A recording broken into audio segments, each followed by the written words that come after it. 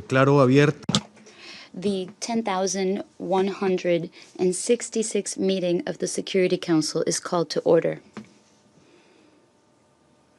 The provisional agenda for this meeting is the following: maintenance of peace and security of Ukraine.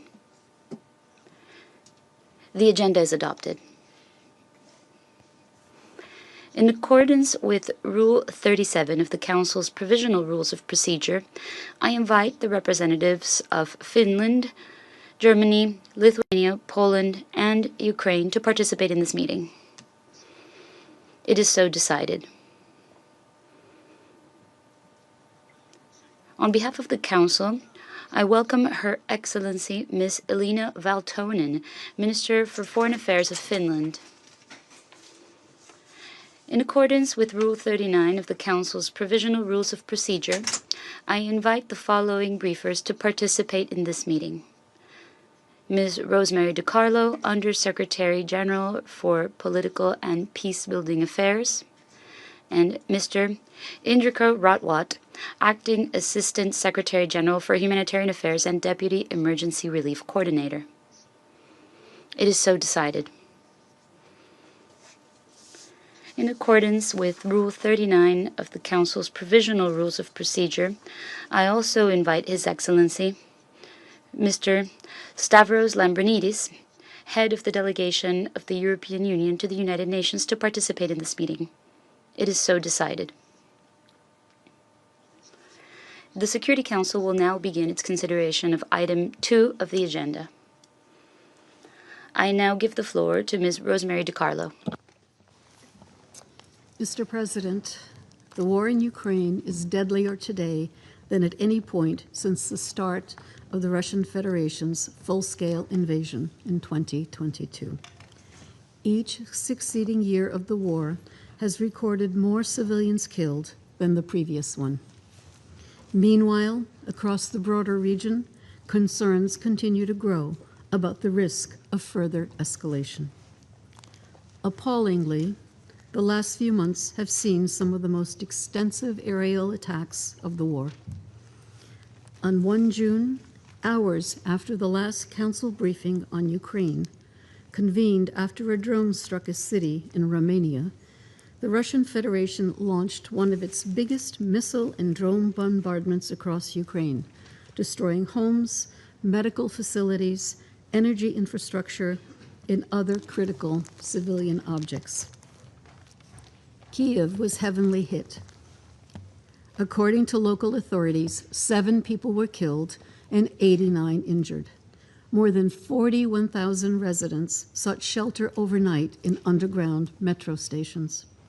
In Dnipro, missile strikes reportedly hit a residential area, killing 16 people and injuring 42 others. 2 children, aged 2 and 8, were among those killed. Civilian casualties and extensive damage were also reported in Kharkiv, Poltava, Sumy, Zaporizhia, and Chernihiv regions.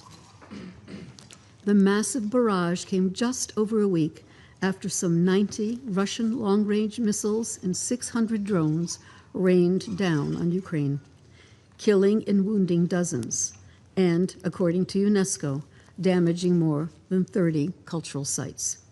Diplomatic and United Nations premises were also impacted in that attack. Since our last briefing, deadly incidents have also been reported in areas currently under the control of the Russian Federation. On 3 June, 8 people were reportedly killed when a drone struck a passenger bus in the part of Donetsk region currently under the occupation of the Russian Federation. This was reported by Russian occupying authorities. On 4 June, in occupied Crimea, 3 people were reportedly killed in a drone strike. In a separate incident, 1 person was reportedly killed when a drone struck a commuter train on its way to Kerch, according to Russian occupying authorities. Meanwhile, inside the Russian Federation, a Ukrainian drone attack caused damage in St. Petersburg on 3 June. St. Petersburg was reportedly struck again on 6 June. We continue to see reports of strikes causing civilian casualties and damage to civilian infrastructure in Russian regions bordering Ukraine. Mr. President, the United Nations is not in a position to verify these reports. But what is evident to all, though, is that the conflict is intensifying. Ukraine continues to improve its ability to hurt Russia's logistics efforts, while Russian forces exploit their considerable capacity to launch long-range missile and drone attacks throughout Ukrainian territory. There is no sign of a let-up. Mr. President, while the Office of the High Commissioner for Human Rights is still verifying numbers, preliminary data indicate that civilian casualties in May exceeded those recorded in April. Since the start of the Russian Federation's full-scale invasion, OHCHR has verified that 15,850 civilians, including 791 children, have been killed in Ukraine. 44,809 more, including 2,752 children, have been injured. The actual figures are likely significantly higher. The United Nations strongly condemns all attacks on civilians and civilian infrastructure wherever they occur. Such attacks are prohibited under international law and must stop immediately. Mr. President, the United Nations has repeatedly underscored the imperative of safeguarding Ukraine's nuclear facilities. As the conflict intensifies, the risks remain grave. On 4 June, the International Atomic Energy Agency was informed that the Zaporizhia thermal power plant, which supplies electricity to the Zaporizhia nuclear power plant, came under heavy attack. The incident has raised serious concerns regarding the plant's sole remaining power line, which in recent weeks has been disconnected several times. For now, the power line is still connected, but remains vulnerable. On 5 June, a 6 local ceasefire took effect near the plant to enable necessary access for maintenance and repairs at the site. The IAEA continues efforts to safe and to secure operation of the plant. All military activity in the vicinity of the plant must cease. As we have noted before, any extended loss of power could significantly increase the risk of a nuclear accident. Mr. President, we welcome the most recent exchange of prisoners of war between Ukraine and the Russian Federation on 5 June, involving 185 prisoners from each side, including 1 Ukrainian civilian. We commend the efforts of the United Arab Emirates in facilitating this exchange and encourage further measures of this nature. We also urge further steps toward the immediate return of all deported and forcibly transferred Ukrainian children. Such efforts must be prioritized and pursued in the best interest of the child and the preservation of family unity, wherever possible. And finally, Mr. President, when addressing this Council on 28 May, the Secretary General warned about the war entering a new, dangerous phase. He made an urgent appeal for immediate de-escalation. We are now in that dangerous phase, and further escalation looms. The parties must return to the path of diplomacy. It is not too late to re-engage in dialogue and negotiations in good faith. The long-term security and stability of Europe depend on concerted and inclusive diplomatic efforts to end this war. As a matter of priority, I reiterate the Secretary General's call for an immediate, full, and unconditional ceasefire. Such a ceasefire would save lives, alleviate suffering, and create the space necessary for diplomatic efforts toward a just, lasting, and comprehensive peace. As we have stressed before, the peace must be consistent with the Charter of the United Nations, international law, and relevant UN resolutions. We remain committed to supporting all efforts to this important objective. Thank you, Mr. President. Agradezco a la I thank Ms. DiCarlo for her briefing. I now give the floor to Mr. Indrika Ratwat.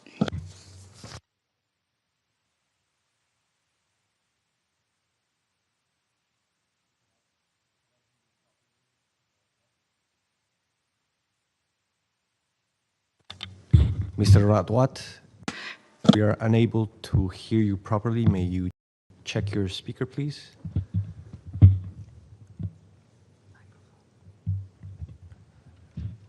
Apparently you are muted.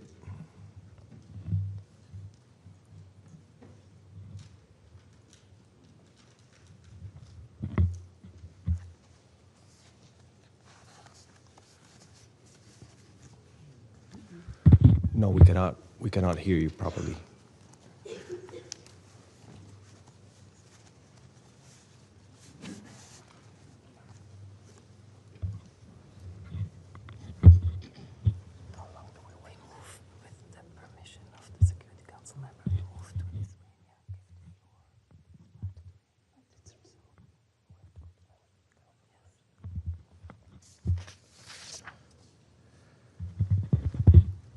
With the permission of the members of the council, we'll get back to Mr. Ratwat later on, but we're going to continue business. I'll give the floor. Doy ahora la palabra. I now give the floor to those council members who wish to make statements. I give the floor to the representative of Latvia. Thank you, Mr. President. First, I thank USG DiCarlo for her factual briefing and looking forward to the briefing by the acting ASG Ratwate.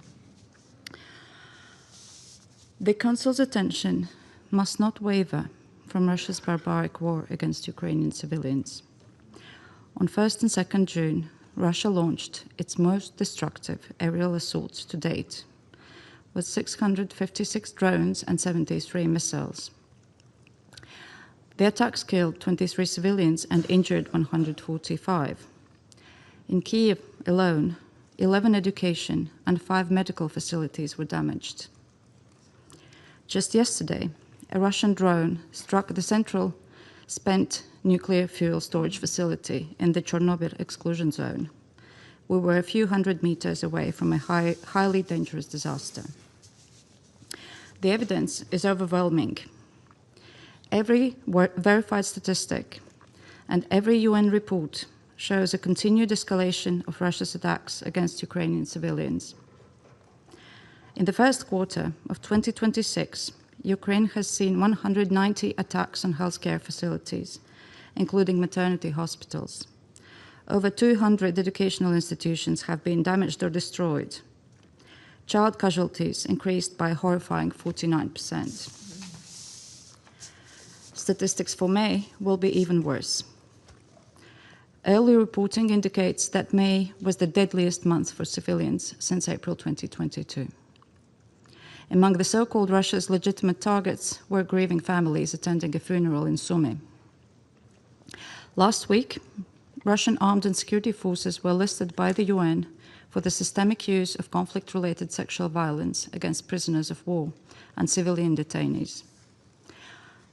Office of the UN High Commissioner for Human Rights has previously reported that 98.9% of freed detainees disclosed being tortured while in Russian custody. 63% of them multiple times. Mr. President, we are calling meeting after meeting in an effort to bring a permanent member of the UN Security Council to its senses. And every time we deliver the same stark message. Russia, stop killing civilians and humanitarian workers. Stop your war of aggression. Yet Russia continues to reject reality. Despite Russia's over 1.37 million military casualties since the start of the invasion, averaging roughly 35,000 a month in 2025, Russia refuses to accept the failure of the war it started and is increasingly resorting to illicit recruitment, manipulation and coercion of individuals from Africa, the Americas, and Asia to send them to the front lines.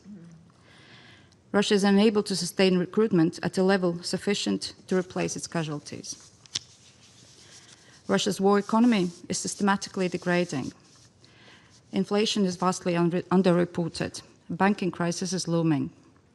The current budget shortfall already, at this point, is at 150% of what the Russian Ministry of Finance had forecast for the entire year. Private businesses are now also expected to directly finance the war efforts, and things will only get worse for Russia. Ukraine is growing stronger, and it has the innovation edge. Ukraine has become a security provider for Europe and for partners in the Gulf. Ukraine is succeeding in liberating territory. When will Russia understand that this war of aggression is going nowhere? Mr. President, no one wants peace more than Ukraine. In the last few days, the President of Ukraine has publicly and officially reiterated his call for a ceasefire and talks. His letter was derided and rejected by the President of Russia. This reconfirms publicly what we already know. Russia does not want to talk. It doesn't want a ceasefire, nor peace. And Russia is the sole obstacle to peace. Latvia supports the principles and the way forward as stated by the leaders of France, the United Kingdom and Germany on June 7, yesterday. And our support for Ukraine's sovereignty, territorial integrity, and political independence remains ironclad. Russia started this war.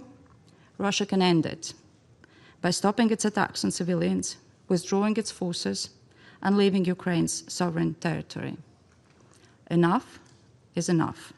The time for the ceasefire is now. Thank you. Agradezco. I thank the delegation of Latvia for their statement, and with the understanding of other members of the council, we will try again with Mr. Radwat. Please go ahead.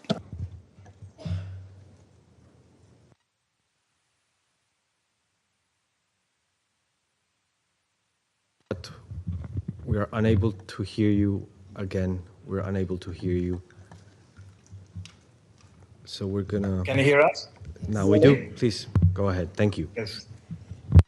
Thank you, Mr. President. Excellencies, building on the political and security developments outlined by my colleague from the Department of Political and Peacebuilding Affairs, allow me to highlight the humanitarian realities we are seeing across Ukraine. The past week has brought another surge in civilian casualties and suffering. Between last Friday and the early hours of today, at least 30 civilians were reported killed and over 200 injured across Ukraine. Civilians, including families and children, have been killed in their homes, injured on their way to work, and cut off from essential services. The scale and intensity of the attacks on major centers is increasing.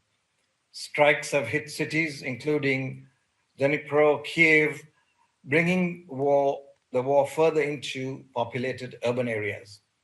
Communities are still grappling with the consequences of the 2nd June attack on Kiev, one of the most significant attacks on the capital since February 2022. Hospitals, schools, humanitarian personnel and premises, including a UN office in Kiev, were impacted. Along the front line, attacks continue to kill and injure civilians, damage homes and essential civilian infrastructure, and force families to make impossible choices. Stay and risk your life or leave everything behind. We are also concerned by reports of civilian casualties in the occupied territories of Ukraine. Wherever hostilities occur, the result is the same: more civilian suffering. Humanitarian workers are not insulated from these attacks. Over the weekend, in government-controlled Kherson region, 7 humanitarian vehicles were damaged during several attacks, injuring aid workers and volunteers and damaging clearly marked humanitarian assets. Last week, in the government-controlled Donetsk region, a vehicle belonging to a humanitarian organization was struck and heavily damaged while supporting civilians affected by the war. It follows a series of incidents that have been reported to this Council in the recent weeks. So far this year, 3 humanitarian workers have been killed and 32 injured. Such attacks are unacceptable. International humanitarian law is very clear. Civilians and civilian objects, including humanitarian personnel and assets, must be protected. These rules exist to limit suffering and preserve dignity precisely when there is war, and they must be respected. Accountability for violations and measures to prevent them are essential. Mr. President, the humanitarian consequences of hostilities extend well beyond immediate civilian harm. They are measured in communities becoming harder to reach, harder to support with assistance, and harder to protect.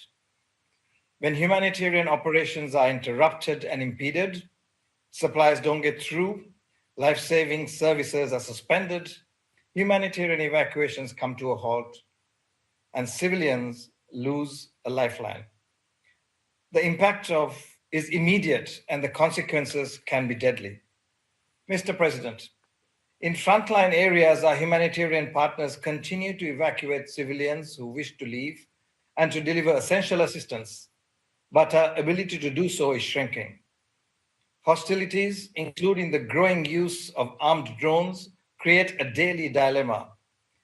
How to remain present where needs are greatest while keeping humanitarian personnel and assets safe. If humanitarians stay away, some communities become progressively more isolated, cut off from medical care, protection services, humanitarian assistance, and evacuation support precisely when they need them the most. Mr. President, international humanitarian law is unequivocal in demanding the protection of civilians and the facilitation of rapid, unimpeded humanitarian relief for civilians in need wherever they are. In line with this, our own offer remains unchanged. OCHA is ready to work discreetly with both parties on practical humanitarian arrangements that help civilians who are trapped along the front lines receive aid and voluntarily move to safer areas. Time is of the essence to reduce suffering and improve humanitarian access. Mr. President, Ukraine remains one of the world's largest humanitarian crises. Today, 10.8 million people require humanitarian assistance. Yet, we have received less than half the funding needed to reach them.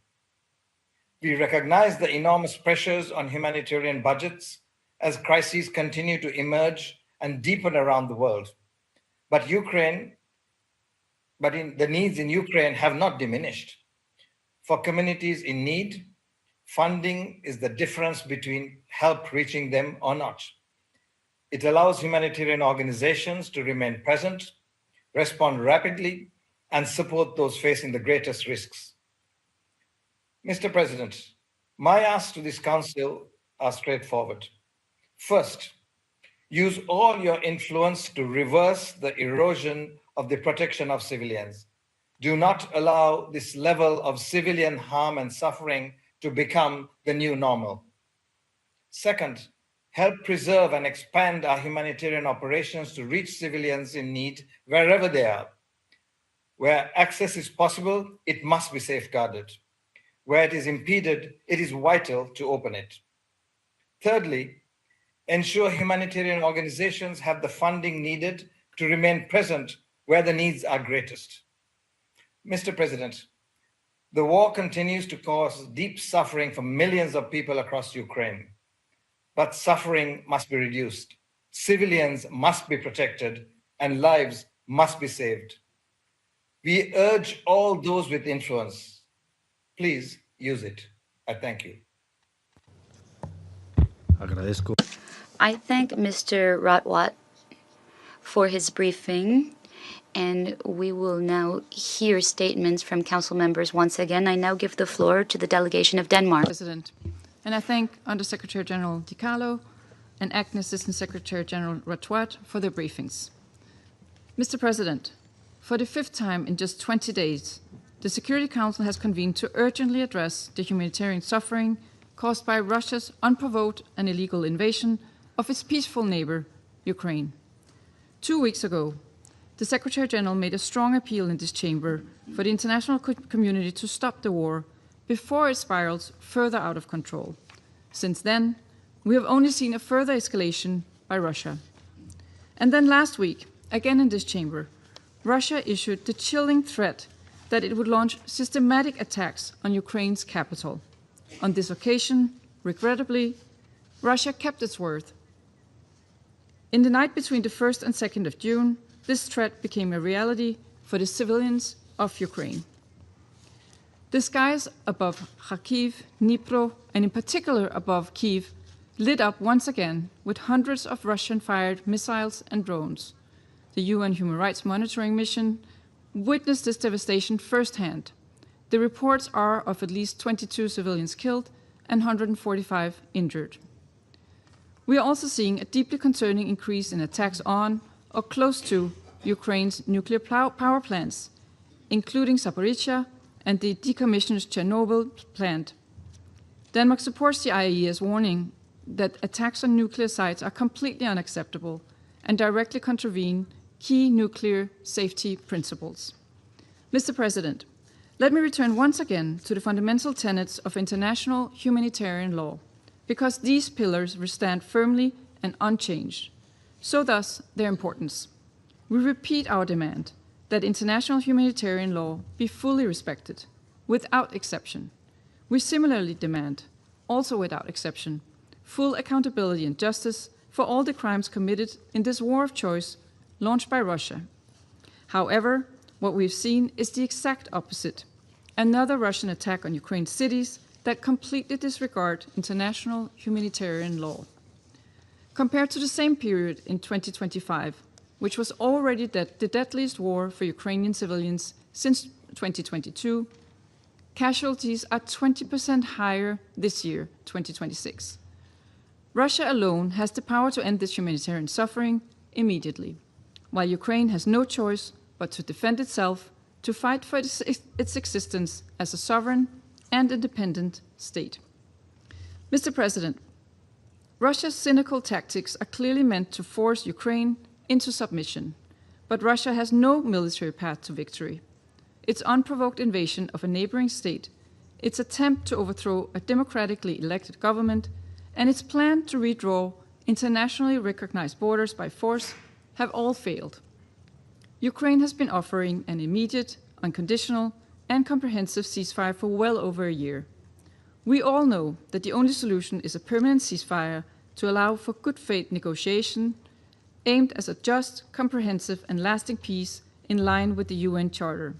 And just last week, President Zelensky again called for an end to the war. The longer Russia denies reality, the longer civilians will be killed and injured. The international community must pressure Russia to halt this invasion and end the terrible human suffering. Until that moment, Denmark reaffirms its steadfast support to Ukraine along with our partners. I thank you.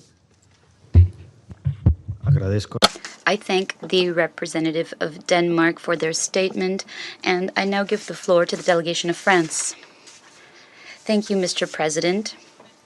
I would like to thank USG Rosemary DiCarlo and ASG Mr. Indrika Ratwat for their statements which confirm the continuation of Russia's irresponsible escalation in its war of aggression against Ukraine. Mr. President, this council is meeting for the 5th time in 20 days to speak about the consequences of Russia's decision to persist in this escalation. On the evening from the 1st to the 2nd of June, Russia carried out new strikes against major Ukrainian cities and specifically its capital, with 656 drones and 73 missiles. These strikes killed over 20 civilians and injured over 100.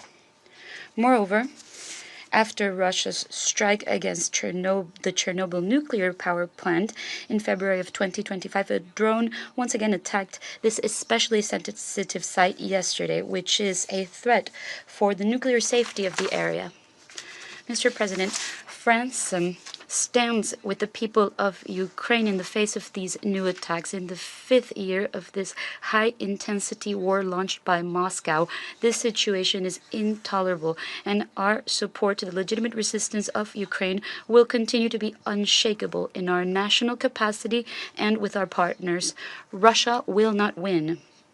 Mr. President, in a meeting yesterday in London, leaders from France, the United Kingdom, Germany, and Ukraine reaffirmed their support to the goal of putting an end to this war through negotiations. They recalled the parameters of a just and lasting peace, especially with regards to the refusal to modify international borders by force and solid security guarantees that should be afforded to Ukraine. In this context, President Zelensky's call to negotiate directly with President Putin is to be welcomed, and members of the Council should support it. Specifically, Europe and the United States should fully support this dialogue.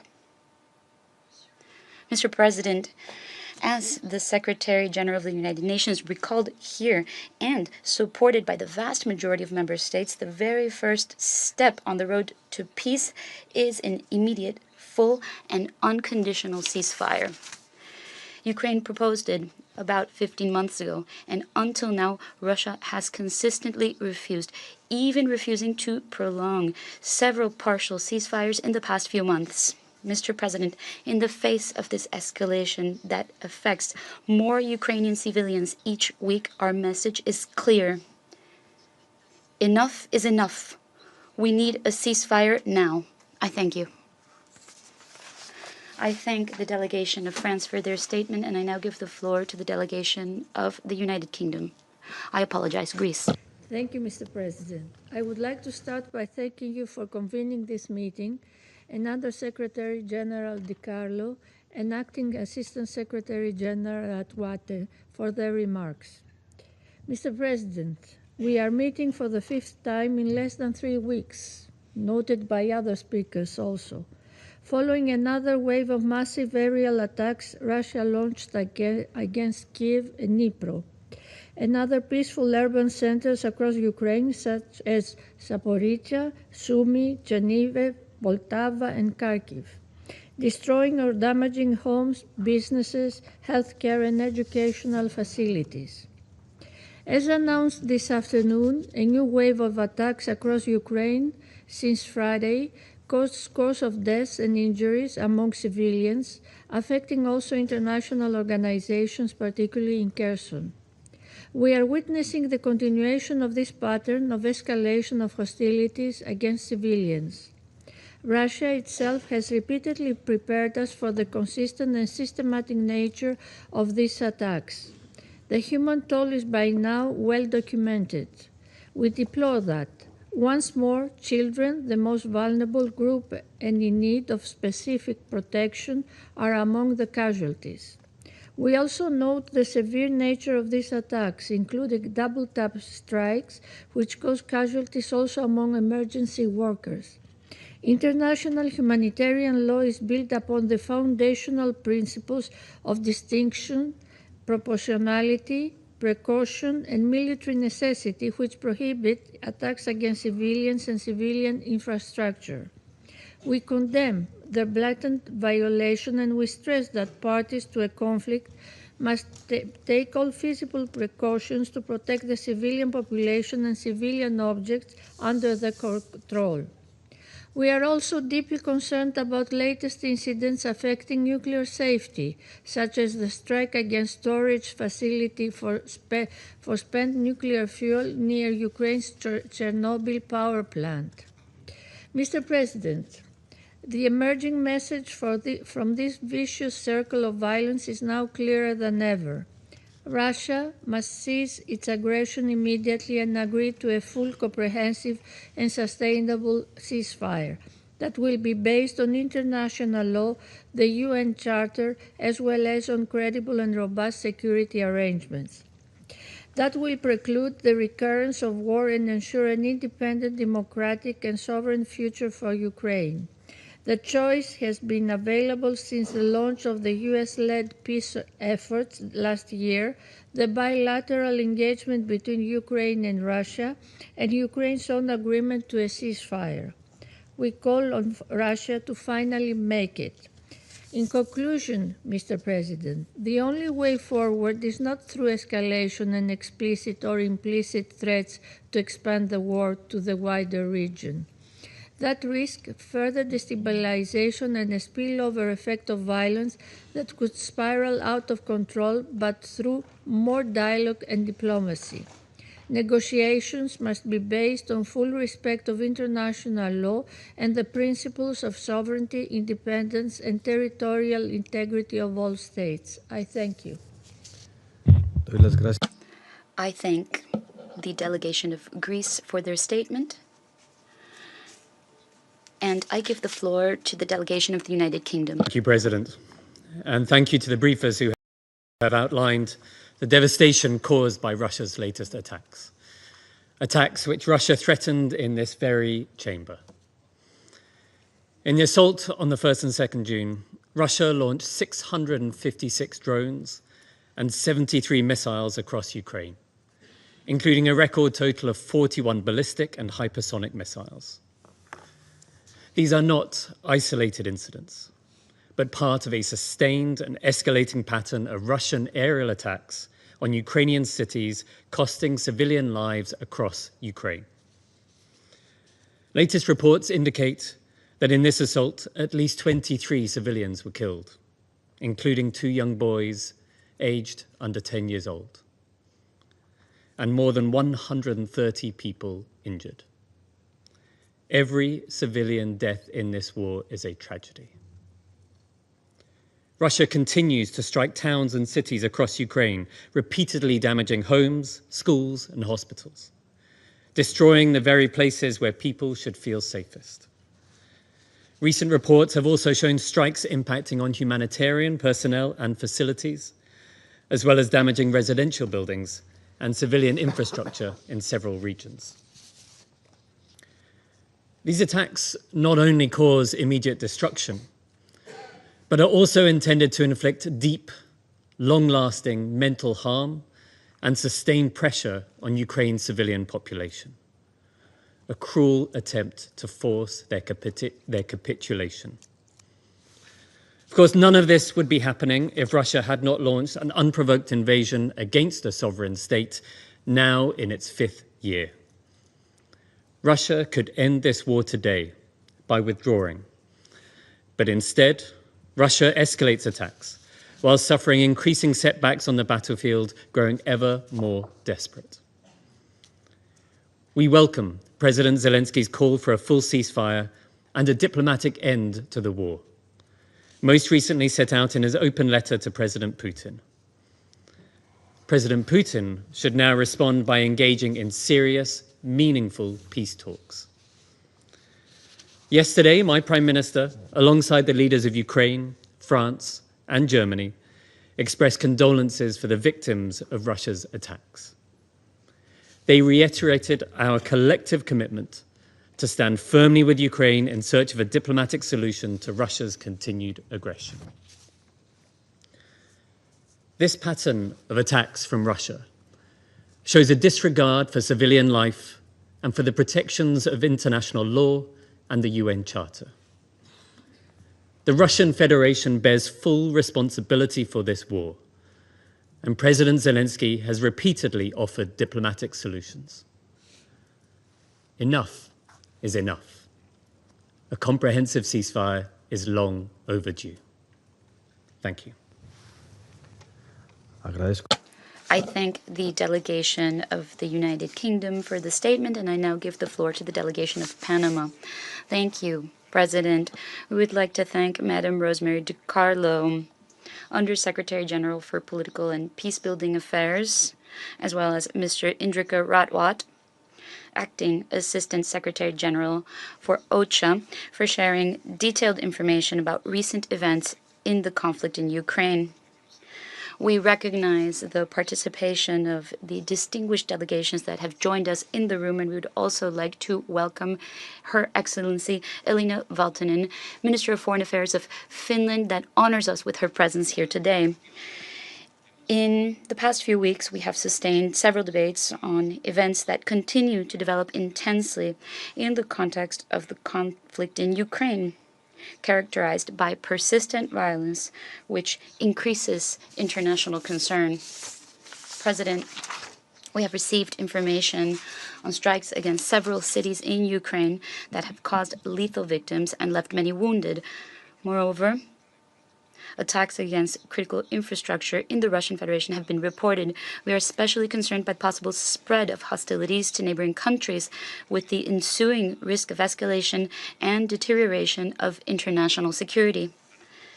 Panama notes a trend that cannot be normalized: the growing acceptance of damages to civilians as an inevitable consequence of hostilities.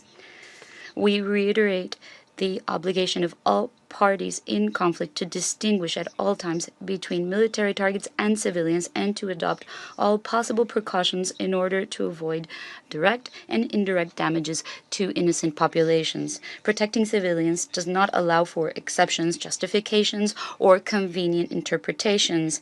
There is no room for relativism with regards to this obligation under any circumstances.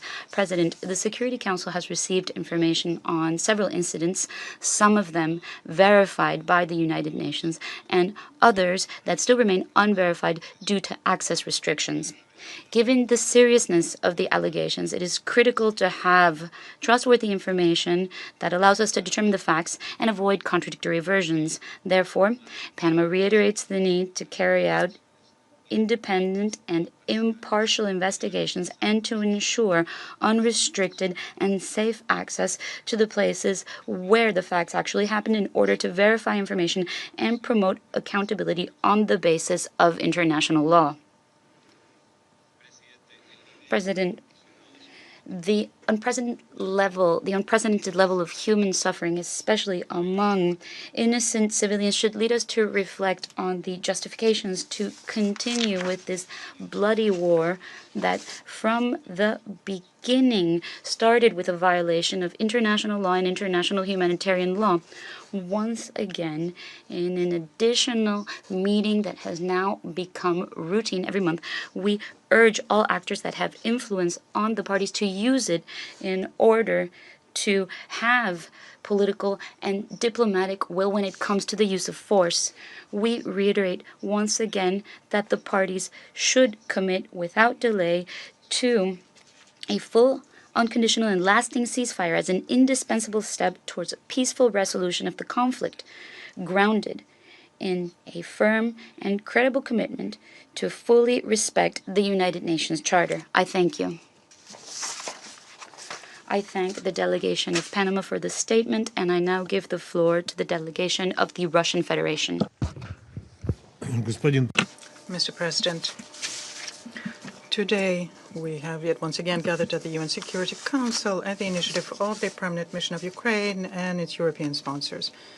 In recent years, such meetings have become a routine element of the anti-Russian information campaign, and they do not carry any positive element and do not bring the settlement of the crisis any closer. I would like to ask the European sponsors, aren't you yourselves tired of hearing and saying the same thing?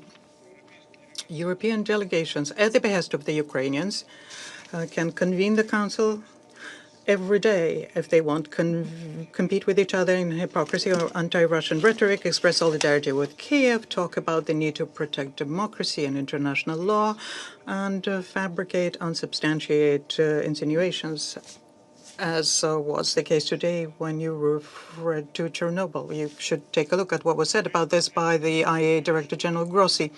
But there is a problem. All these words are devoid of any connection with reality, because Western countries, which talk most about humanism and the suffering of civilians, showed exactly a week ago their true colors when there was the incident involving a UAV in Romania and Galati, unfounded accusations against Russia from the leadership of the UA, NATO, and EU member states have followed immediately. They were also voiced during the meeting of the Security Council, where also words of solidarity were expressed with the victims in Romania. Expressing sympathy for the victims is a normal human reaction, and we certainly do not say anything against that. A similar incident occurred the other day in the seaport of Constanta, where a sea drone exploded, and thereafter, immediately, without any justification, Russia was blamed. But not because the drone was Russian, but because it was Russia that had allegedly initially attacked Ukraine. I would like to emphasize here that it was clear from the very beginning that we were talking about a Ukrainian maritime drone, which the Kiev regime planned to use to carry out terrorist acts against civilian ships, as was done in Greece, by the way, which is something that Greece is being silent about at Security Council meetings.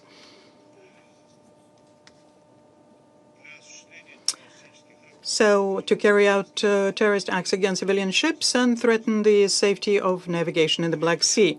So, where there is a request for an extraordinary meeting of the Security Council in the wake of that, where are the fiery speeches from the Romanian foreign minister? All we hear is silence.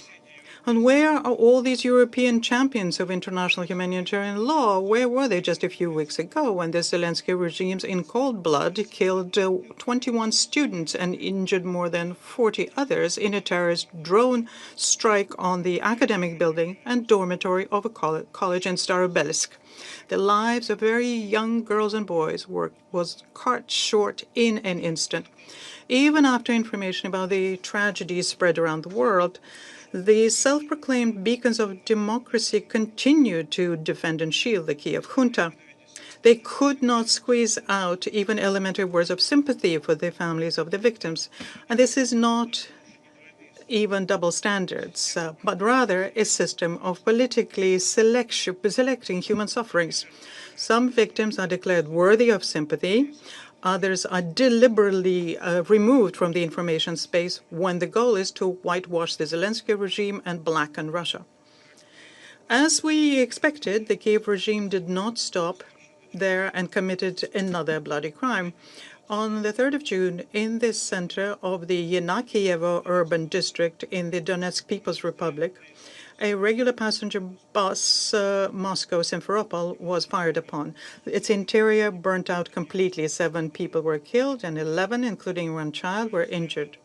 After the shelling, reconnaissance drones of the armed forces of Ukraine were seen in the skies over the scenes of the tragedy. They were there to record the consequences of their war crime. The deaths of people in Starobelsk and Yenakievo are a small share of the atrocities committed by the militants of the Kiev regime. They daily hit civilian objects in border areas. They inflict precision-targeted strikes on residential buildings, educational and medical institutions, and they hunt for civilians. Just now, the armed forces of Ukraine have struck the Moscow-Simferopol passenger train. The assistant driver was killed. Was this a military facility in any way? For the period from 25th to 31st of May, 217 Russian civilians were injured by shelling from the armed forces of Ukraine. 35 people were killed, including 3 children. 182 were injured, including 8 minors. 3,754 rounds of munitions were fired at civilian targets. And naturally, Western countries and the UN Secretariat preferred not to notice these deaths. We demand that the UN Secretary General strongly condemn these crimes committed by the militants of the Zelensky regime against civilians in Starobelsk and Yenakievo. Silence, verbal juggling, and avoiding a direct assessment of the crimes of the armed forces of Ukraine are tantamount to encouraging a policy of terror against civilians. Mr. President, in response to the terrorist attacks on Starobelsk, as well as a number of other strikes by the armed forces of Ukraine on civilians and civilian objects, the Russian armed forces strike with high-precision weapons at enterprises of the military-industrial complex, fuel and transport infrastructure facilities of Ukraine, which are used in the interests of the armed forces of Ukraine, as well as against military airfields. As a result, 10 enterprises producing military products, including attack UAVs, have recently been hit in Kiev. They include the Abris PT Association, the Spectre Special Design Bureau Enterprise of the radio electronic industry, Mayak Plant Company, and the state company Spec Expert. Also in Kiev, 3 territorial recruitment centers for the armed forces of Ukraine were hit. In Zaporozhye, a blow was struck at the workshops of the Amelchenko machine building plant and the Moto Sich aircraft engine plant. In the Dnipropetrovsk region, at the enterprises of the Firepoint Company, they produce components for the long-range attack UAVs and missile weapons, as well as against the logistics centers. In the Kharkiv region, against 3 defense industry enterprises, including the Kharkiv State Aviation Enterprise and 2 facilities of the fuel and energy complex of Ukraine used by the armed forces of Ukraine. In the Sumy region, against the Shotska state-owned plant Zvezda. Strikes were also carried out on military industry enterprises in the Khmelnytsky and Poltava regions and the infrastructure of 6 military airfields in the Cherkasky, Rovno, Zhytomyr, Kirovograd, Khmelnytsky, and Kiev regions. Unlike the Kiev regime, which not only shells peaceful targets in Russia, but also deliberately uses civilian infrastructure and its population as a human shield, the Russian armed forces hit only military targets and facilities used in the interests of the armed forces of Ukraine. The casualties that occur amongst the civilian population of Ukraine are the result of a disorderly and chaotic work of the Ukrainian air defense, which, in violation of the IHL, is deployed in residential areas. Mr. President, for 12 years after as a result of a bloody coup d'etat with the direct support of Western countries, the situation in country is getting worse and worse. In fact, what is happening is the destruction of the Ukrainian people. Millions have left the country. Hundreds of thousands were killed, driven like cattle to war with Russia. It is becoming more and more difficult to forcibly mobilize people, and that's why in Europe they started talking about abolishing the temporary protection status for Ukrainians of military age.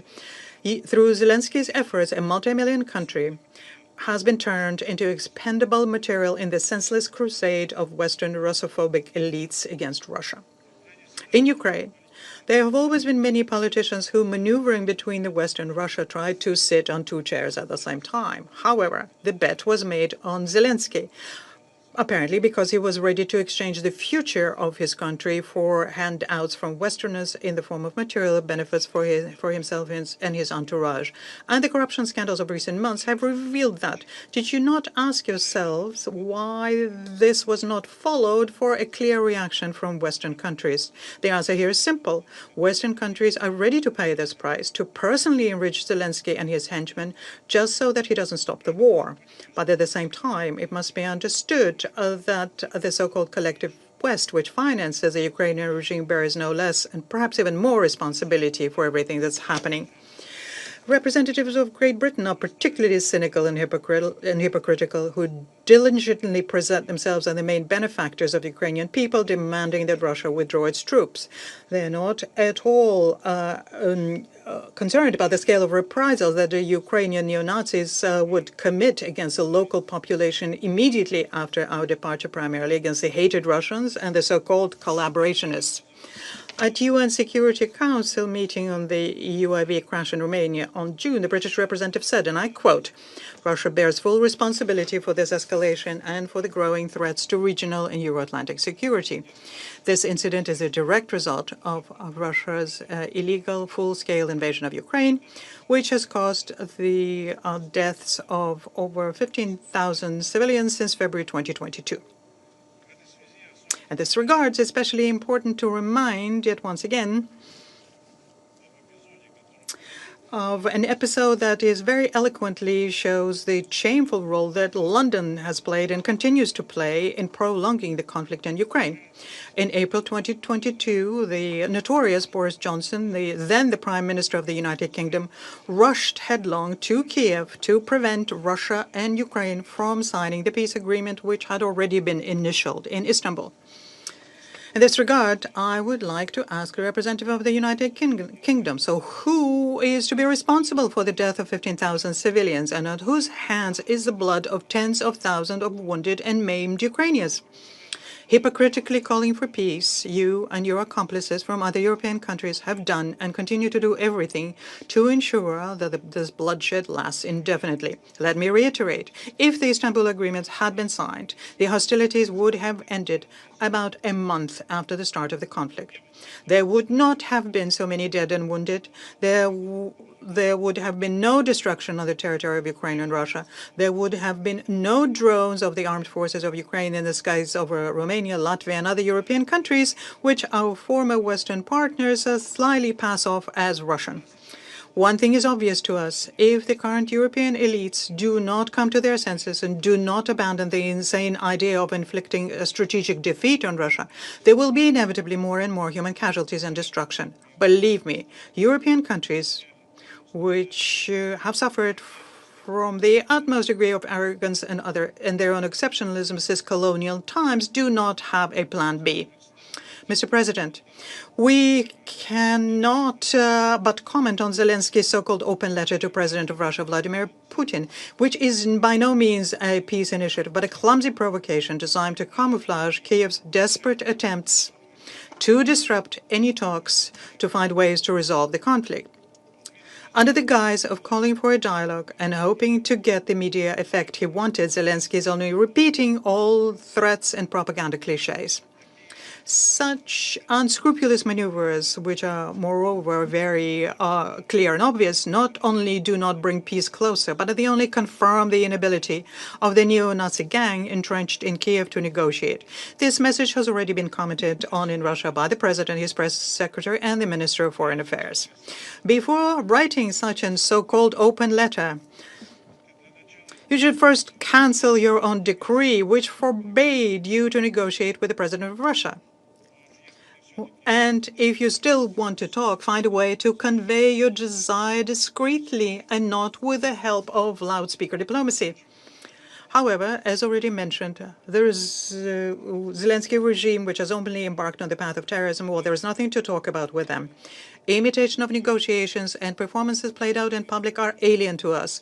We seek a sustainable and lasting solution to the conflict. And as long as Kiev talks to us in the language which is rude and is an ultimatum, there is no way we can talk about real negotiations, even less about a summit meeting. Until Zelensky fully realizes the fallacy of his course, we will achieve our goals not by political and diplomatic, but by military means. Thank you. Agradezco. I thank the delegation of the Russian Federation for the statement, and I give the floor now to the delegation of Liberia. Thank you. Thank you, Mr. President. I thank the Undersecretary General and the Acting Assistant Secretary General for their updates. As we just heard, amid renewed intensification, we meet again as the war in Ukraine continues to exact a grave human and material toll, with serious consequences for international peace and security. We have been briefed that diplomatic premises and civilian infrastructure are increasingly being targeted. As this conflict endures, this Council must not allow either the suffering of civilians or the wider implications of this war to be treated as routine. We join the Secretary General, therefore, in strong condemnation of the intensification of this war. Liberia approaches this matter with a clear understanding of the lasting human, social, and institutional consequences of protracted conflict. Our own history reminds us that when war is prolonged, The effects extend far beyond the battlefield and are felt across generations. That experience informs our conviction that efforts toward de-escalation and a credible political path to cessation of hostilities must remain a priority of this Council. Mr. President, three hard realities astound our present meeting. First, the human cost continues to rise and the destruction to multiply. The Office of the High Commissioner for Human Rights has verified 15,850 civilians killed and 44,809 injured in Ukraine as of 30th April 2026, while making clear, as we just heard, that the actual figures are likely much higher. These are not just abstract numbers. They reflect lives lost, families shattered, and communities living under constant fear and sustained trauma. Second, the destruction of civilian and economic infrastructure has become a major long-term threat to stability and recovery. The Joint Rapid Damage and Needs Assessment issued by the World Bank, the United Nations, the European Commission, and the government of Ukraine estimates direct damage at over $195 billion over the next decade. It also finds that 14% of Ukraine's housing stock has been damaged or destroyed, affecting more than 3 million households. Third, the consequences of this war extend well beyond Ukraine.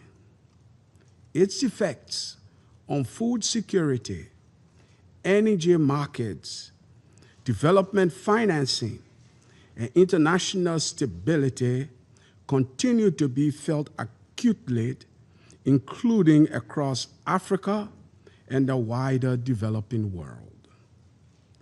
These wider repercussions remain part, if not the most important part, of this Council's responsibility and purpose for its existence.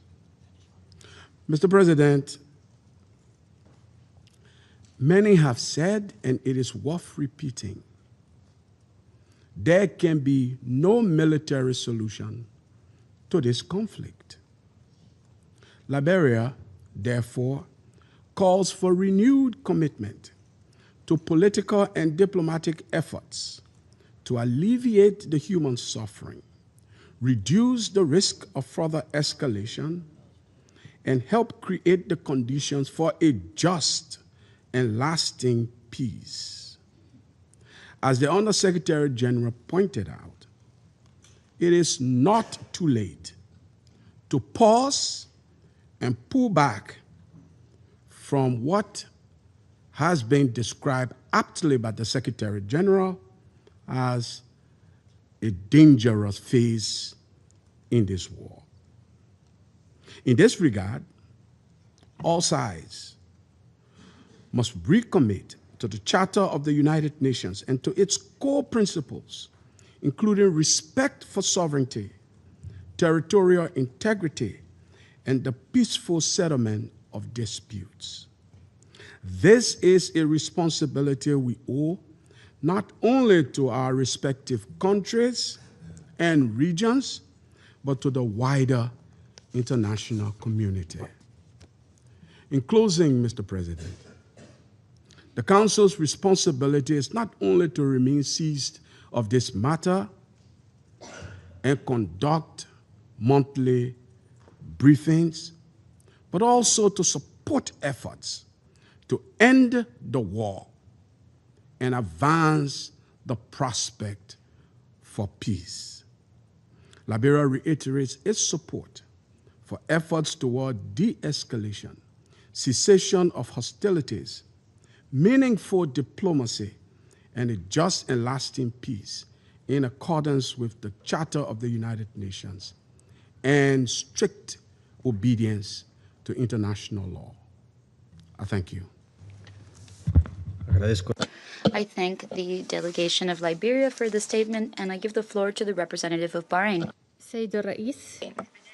Mr. President, at the outset, I would like to thank Ms. Rosemary DiCarlo, Undersecretary General for Political and Peacebuilding Affairs, and Mr. Ratwat, Acting Assistant Secretary General for Humanitarian Affairs and Deputy Emergency Relief Coordinator, for their valuable briefings.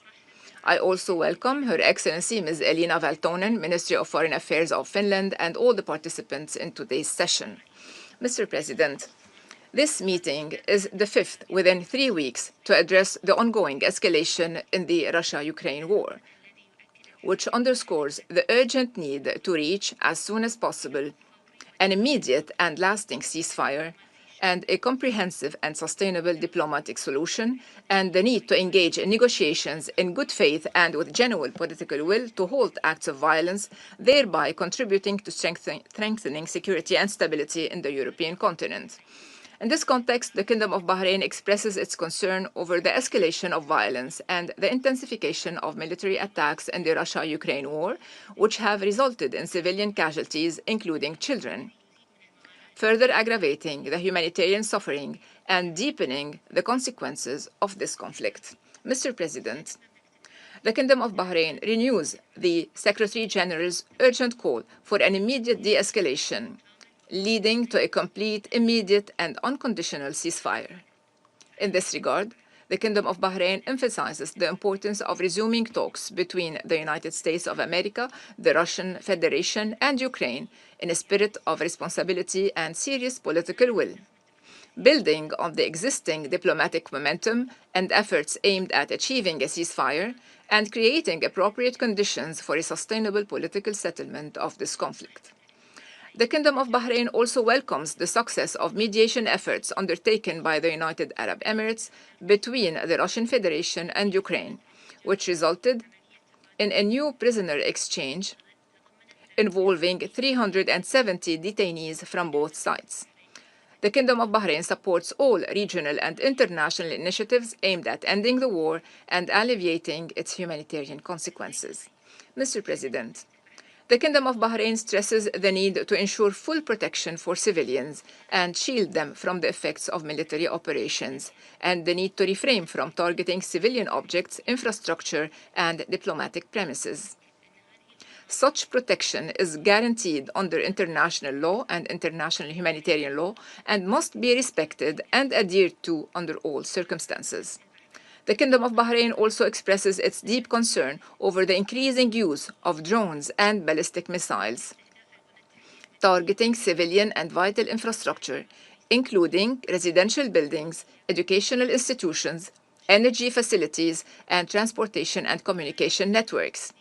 This threat is not limited to the Russia-Ukraine war, but extends to other regions, including the Arabian Gulf, where critical civilian infrastructure has been and continues to be targeted by Iranian drones, most recently against the Kingdom of Bahrain and the sisterly state of Kuwait, which was condemned by the Security Council in its resolution 2817.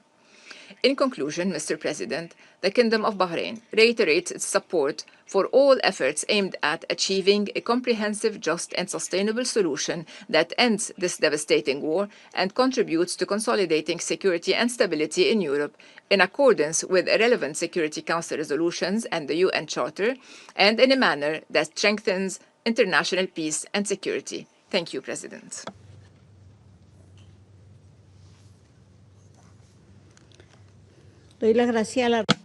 I thank the representative of Bahrain for the statement. And now I give the floor to Somalia. Thank you, Madam President. At the outset, we thank USG DiCarlo and OCHA Acting ASG Ratwat for their comprehensive previous. As we gather here today, our delegation remains deeply concerned by the ongoing hostilities and the continued deterioration of both the humanitarian and security conditions in Ukraine. Current developments demonstrate that the longer this conflict continues, the longer human suffering is prolonged and the prospects for sustainable peace are diminished. We are concerned by the continuous escalation of military actions affecting civilian and critical infrastructure. Madam President, the protection of civilians and civilian infrastructure, including the preservation of schools, hospitals, and homes, are non-negotiable obligations enshrined in international humanitarian law. In this regard, we call on all parties to adhere to their obligations under international law and international humanitarian law. My delegation notes the recent positive humanitarian milestone achieved through dialogue, specifically the successful prisoners exchange on June 5th. This progress serves as a vital reminder that communication channels must remain open to alleviate human suffering. We reiterate that all parties must prioritize de-escalation, exercise utmost restraint, and commit to an immediate and comprehensive ceasefire. My delegation remains convinced that there is no military solution to this protracted conflict. Dialogue and diplomacy remain the sole viable means to bring this crisis to an end. A durable and just resolution must address the underlying root causes of the conflict and be fully consistent with the purposes and principles of the United Nations Charter. Lasting peace will require compromise, confidence-building measures, and a shared vision of common and sustainable security. In closing, Madam President, my delegation reaffirms its unwavering support for all diplomatic efforts aimed at achieving a resolution that restores peace, security, and stability. I thank you.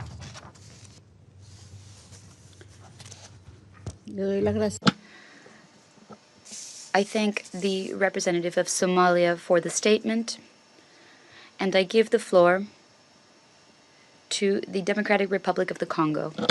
Madame la Présidente, Madam President, the Democratic Republic of the Congo thanks you for convening this emergency meeting. We also would like to thank Ms. Rosemary DiCarlo, Undersecretary General for Political and Peace-Building Affairs. We also thank Mr.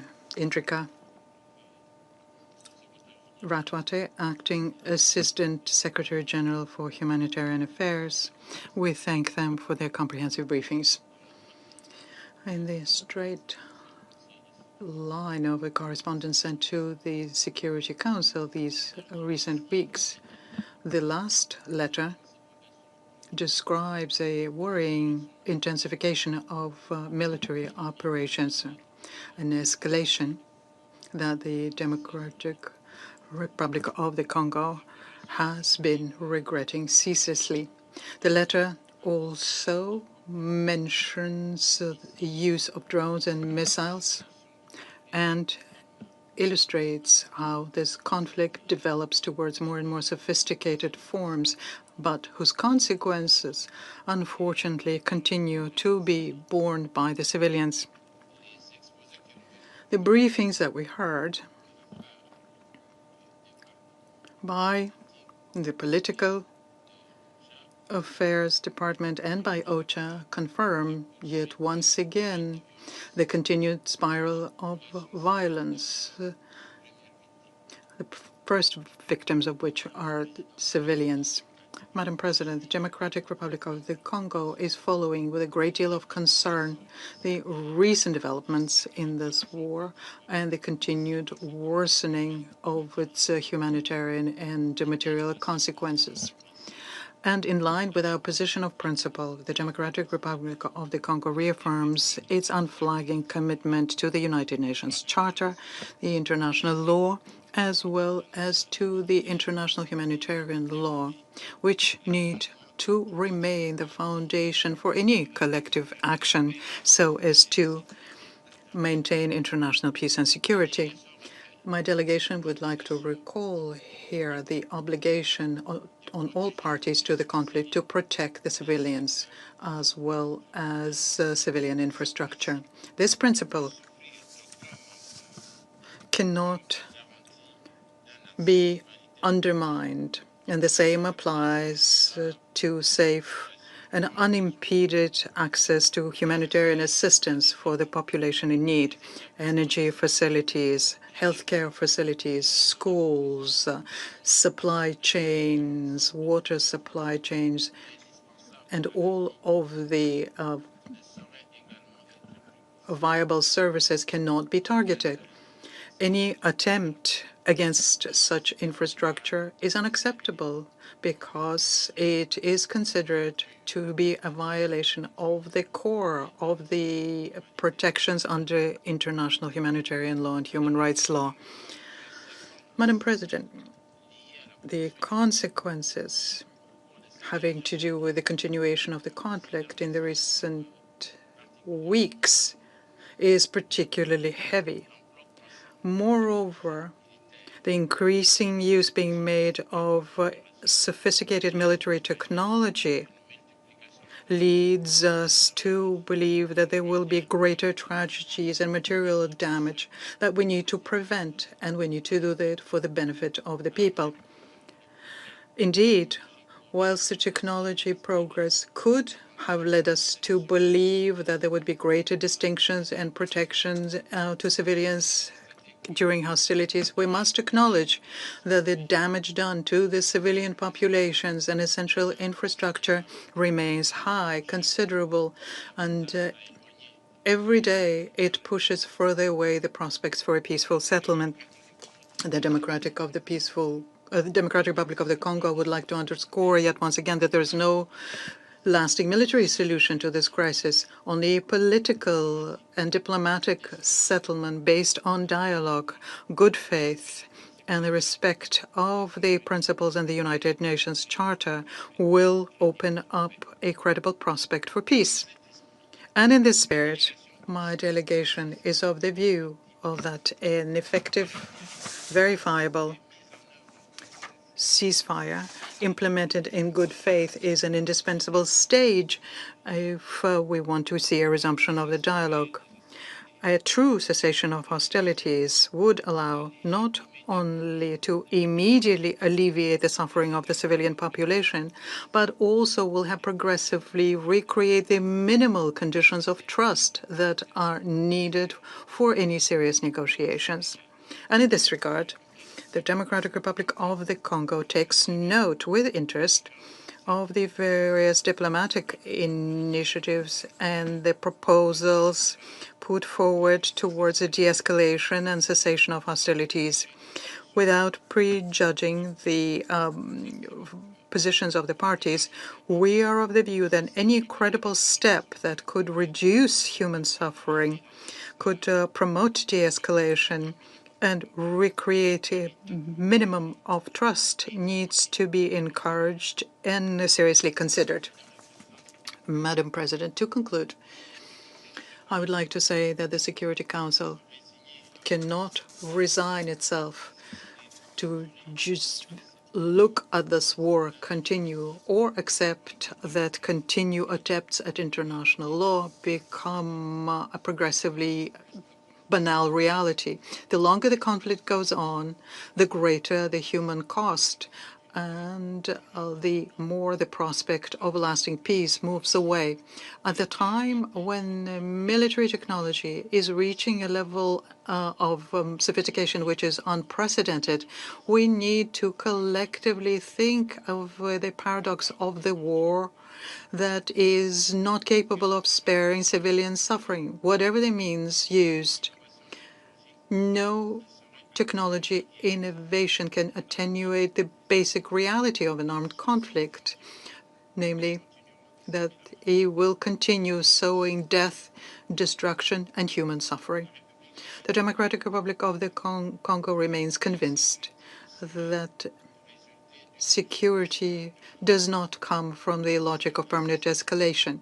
Only an effective ceasefire, restraint, and the use of diplomacy through inter alia, a candid dialogue between the parties to the conflict, will help create conditions for just, lasting peace in line with the principles of the UN Charter. I thank you. I thank you for the statement to the Democratic Republic of the Congo, and I now give the floor to the United States. Thank you, Undersecretary De Carlo and Assistant Secretary Ratouat, for your briefings. Colleagues, the United States remains concerned by recent escalation in the Russia-Ukraine war, including Russia's mass drone and missile strikes last week, which resulted in over 20 civilian deaths and even more injuries. As Secretary Rubio made plain last week, Russia's invasion of Ukraine has been a strategic disaster. Its oil refineries are ablaze, and Russia is now losing 5,000 people per month. Moscow cannot achieve its goals on the battlefield. Escalation will not change that and only risks making the disaster worse. This war must end now. Enough is enough. It is unfortunate that talks to date have not produced the exchanges and concessions necessary to bring about peace. We urge both sides to immediately agree to a comprehensive ceasefire, leading to a negotiated end to the war. The cycle of retaliation, escalation, violence, and death must stop. We call on all UN member states to immediately cease support for Russia's war effort, as there is no military solution to this war. That includes Iran, which has supplied UAVs to Russia for use in Ukraine, and Cuba, which is prolonging the war by allowing thousands of mercenaries to fight on Russia's behalf. This war can only end with a negotiated settlement. The United States remains ready as ever, as we have repeatedly told both sides, to facilitate a durable end to this war. I thank you.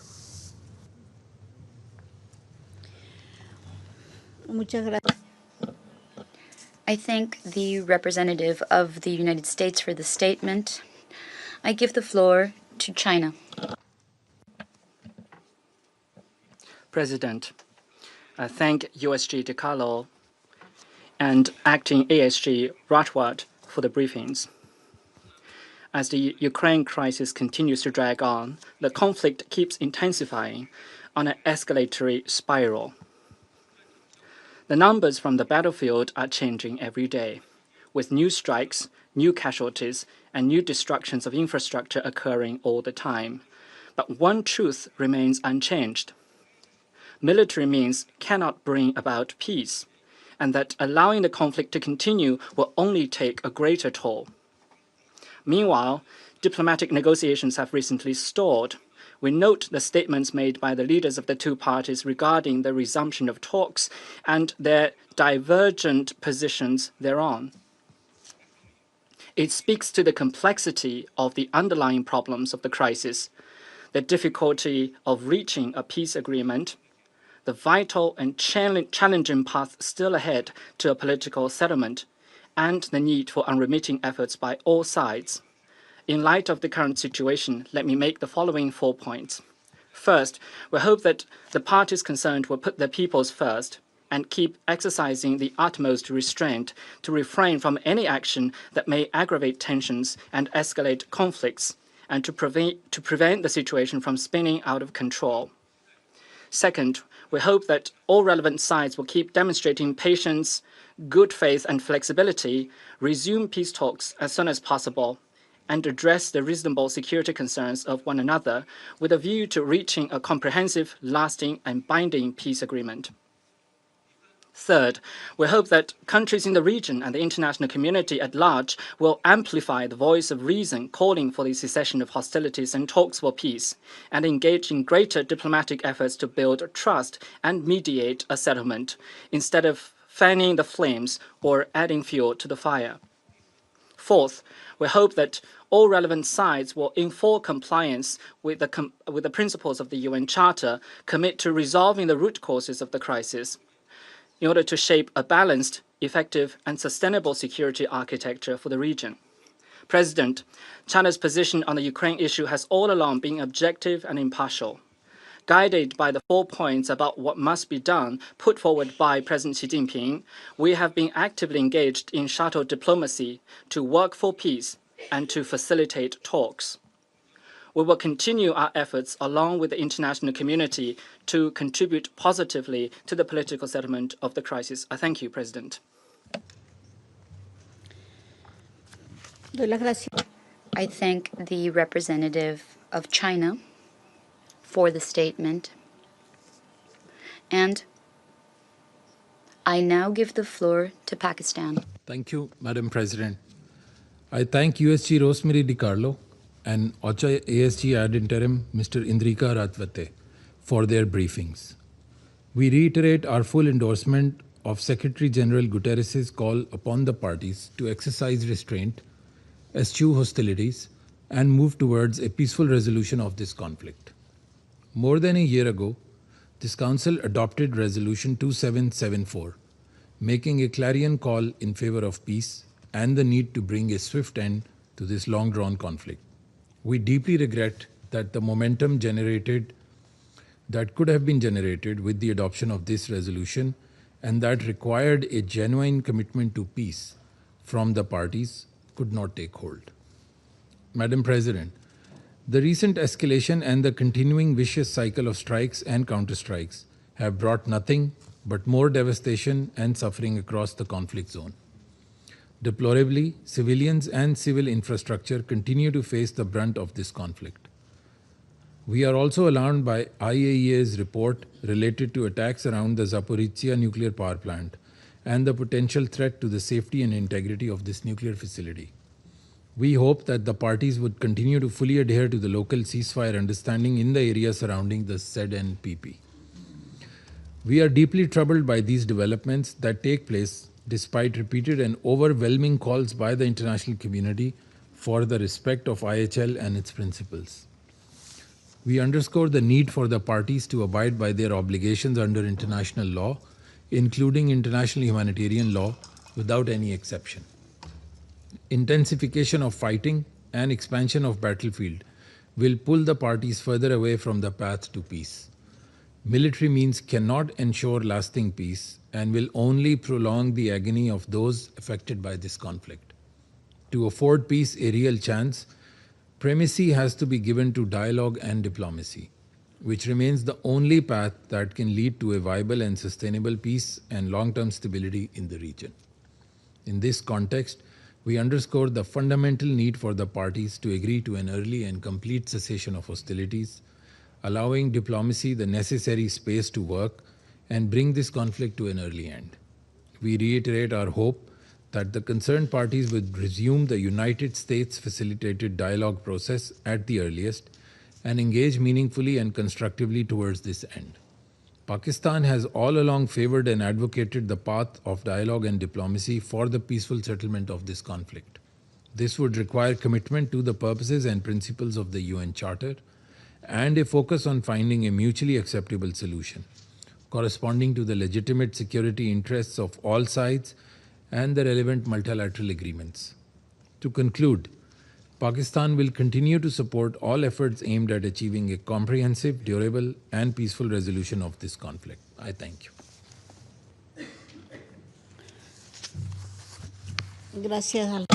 I thank the representative of Pakistan for the statement.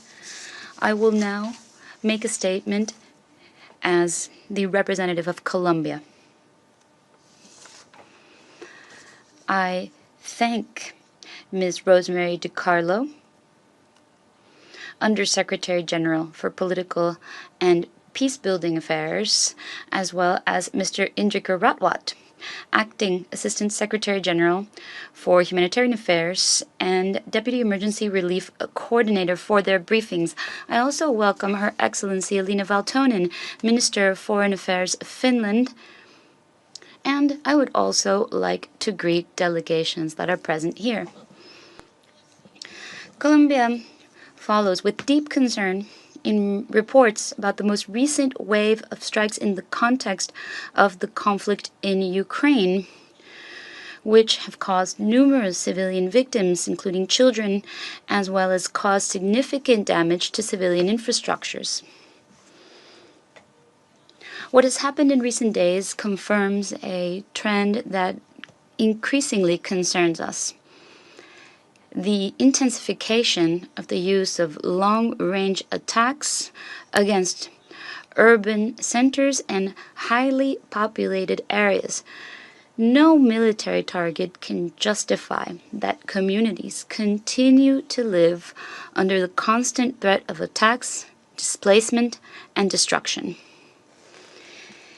If the reports that we have listened to today have taught us anything, it is that prolonging the conflict and the evolution of the tactics used on the ground have devastating consequences for the civilian population, which can no longer bear the consequences of over 4 years of war. That reality should move all the parties, and to that we add the accumulated deterioration of the civilian infrastructure, whose impacts go beyond the moment of the attack and continue affecting access to essential services for a long time after. Colombia would like to highlight the work of humanitarian, medical, and emergency personnel who continue to provide assistance in circumstances that are extremely difficult and dangerous. We reiterate the need to ensure safe, rapid, and unhindered humanitarian access for those that are providing assistance to affected populations. We also insist on the importance of fully respecting obligations applicable to persons deprived of liberty with regards to the conflict. I apologize, says the speaker. Apply to persons deprived of liberty with regards to the conflict. Human trafficking of prisoners of war and access of international mechanisms that are competent on the matter constitute fundamental obligations in international humanitarian law and contribute to preserving a minimum space of humanity and dignity in the midst of war. The reality on the ground continues to show that there is no military solution to this conflict. More attacks, more destruction, and more suffering will not bring the parties closer to peace. Therefore, Colombia reiterates its call for an immediate, real and verifiable ceasefire that allows to reduce the suffering of the civilian population and create the conditions necessary to renew diplomatic efforts. It is urgent to reactivate effective channels for dialogue, to advance in specific measures in order to build trust and to support mediation efforts that allow for positions to come closer to each other. Colombia takes notes of recent public calls in order to renew contact and explore spaces for negotiation. We consider that any sign that points toward dialogue should be seriously examined and responsibly examined. In conflicts of this nature, opportunities for diplomacy are rare, and they should not be discarded. Peace will require political will. It will require dialogue. And it will require for the parties to once again bank on diplomacy. That is the path that Colombia will continue to champion in this council. I thank you. I resume my function as President of the Council.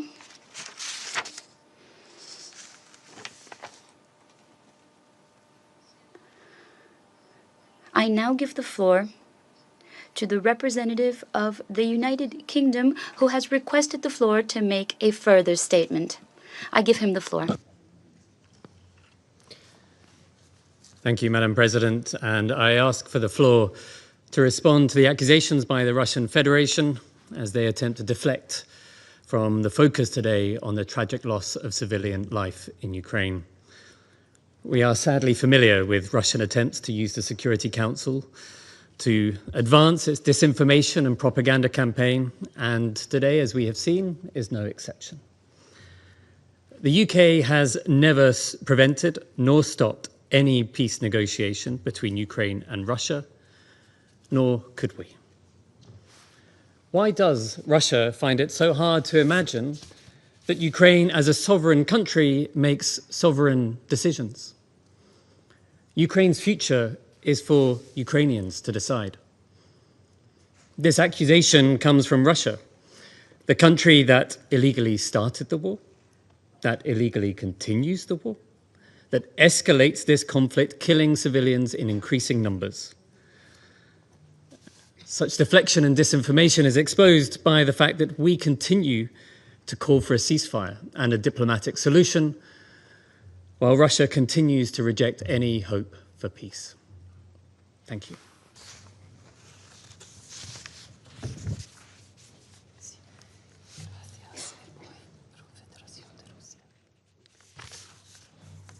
Gracias. I thank the representative of the United Kingdom for the statement. And now I would like to give the floor to the Russian Federation, please. Thank you, Madam President. I would like to respond to the representative of the United Kingdom and say you can try and come up with justifications as much as you want, try to shift the blame, try to convince everyone of being honest, but half of the world knows this saying, that according to which if two neighbors are fighting, that means that an Englishman had visited them yesterday, and many countries have paid a very heavy price for this piece of wisdom. I thank you.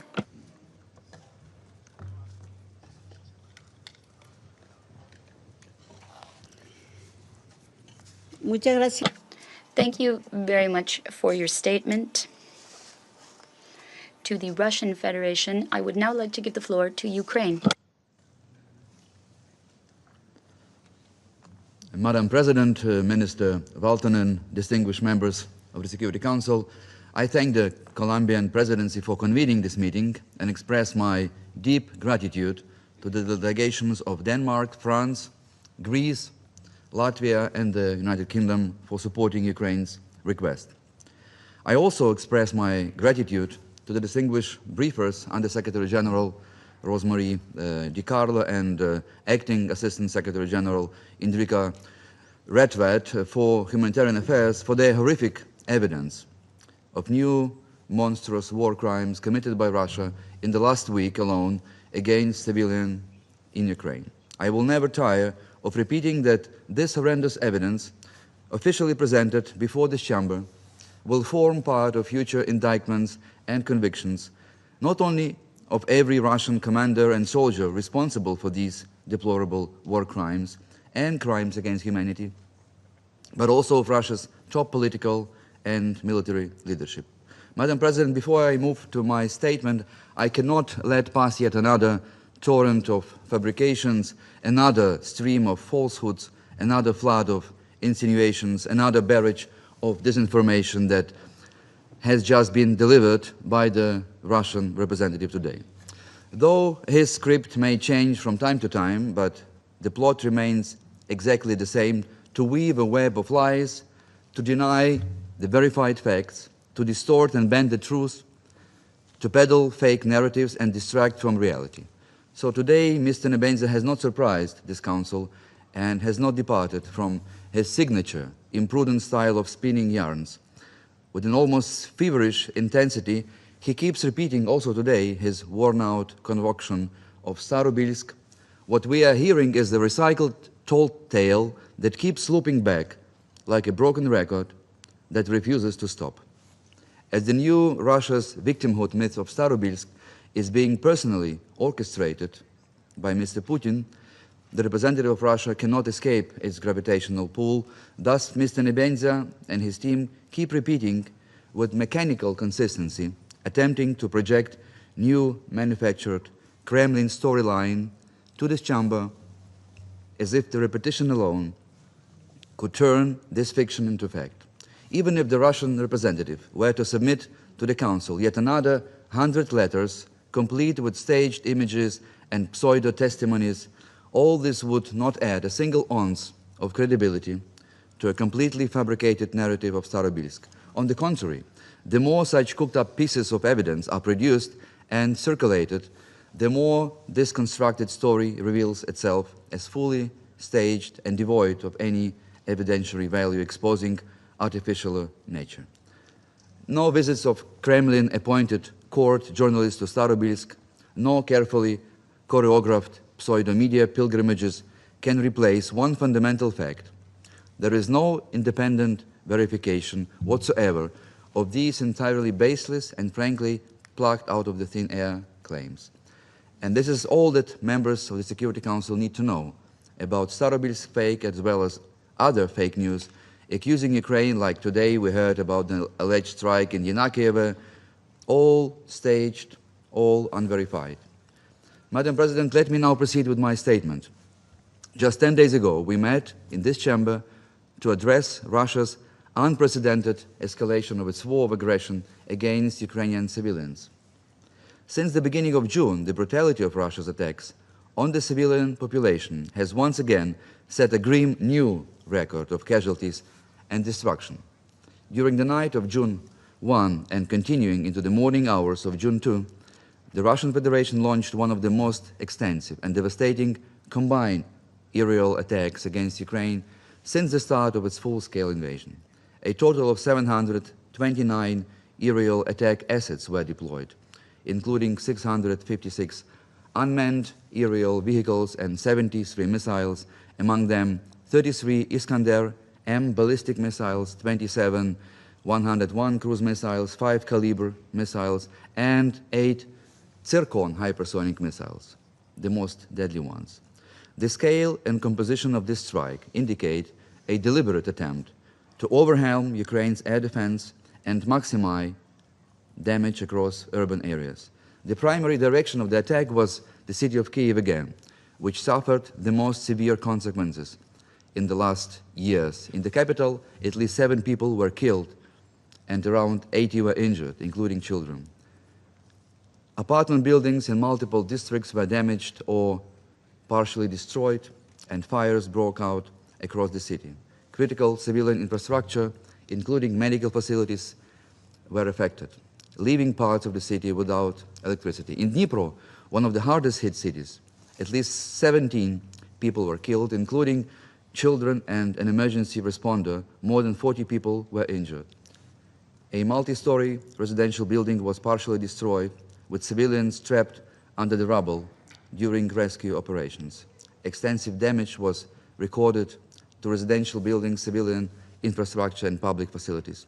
In Kharkiv, as well as in other regions, including Poltava, Sumy, Zaporizhia, and Chernihiv, Russian strikes caused severe injuries to civilians, damage to residential buildings, and disruption to infrastructure. Across Ukraine, during this latest heinous attack, more than 20 people were killed and over 120 were severely injured, including many children. Homes, hospitals, schools, warehouses, and energy infrastructure were damaged or destroyed, worsening the widespread impact on civilian life. Russian terror against civilians is ongoing and relentless. On June 3rd, nearly 200 drones attacked Ukraine. Next day, June 4, another barrage of almost 300 drones, and on June 5 and 6, again more than 200 drones were launched each single day. Even while we are meeting here today, innocent people in Ukraine are paying with their lives. Just as this meeting got underway, a brutal Russian drone strike on the city of Zaporizhia killed 2 civilians at a bus stop, and 24 persons were injured. No diplomatic language can adequately describe the cruelty of such criminal acts. No military necessity can ever justify this barbarism. Madam President, let me now turn to the attention of this Council to the recent report of the Secretary General that has blacklisted Russia's armed and security forces as credibly suspected of committing rape and other forms of conflict-related sexual violence. What a shame. What a shame for this inglorious Russian army and the so-called law enforcement agency that are nothing else but a gang of rapists. Any ancient horde of barbarians was more human than today's Russian troops. For Ukrainians, these crimes, these outrageous crimes, are not new. They have been systematically documented since Russia's occupation of Crimea and parts of Donetsk and Luhansk in 2014.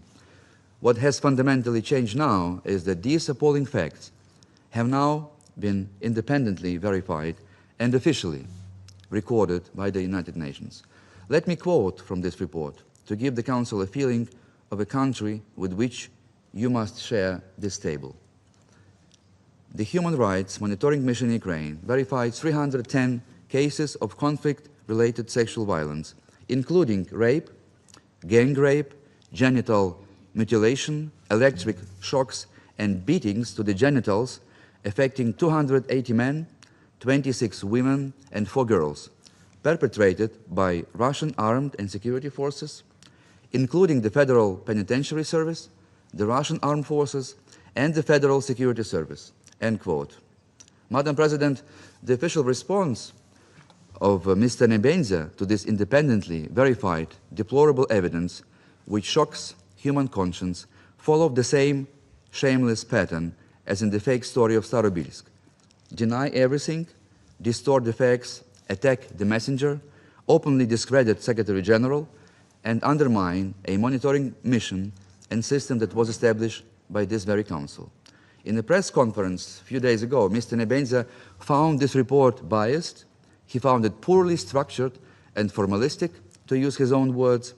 He asserted that the report failed to demonstrate the systemic nature of the alleged violations.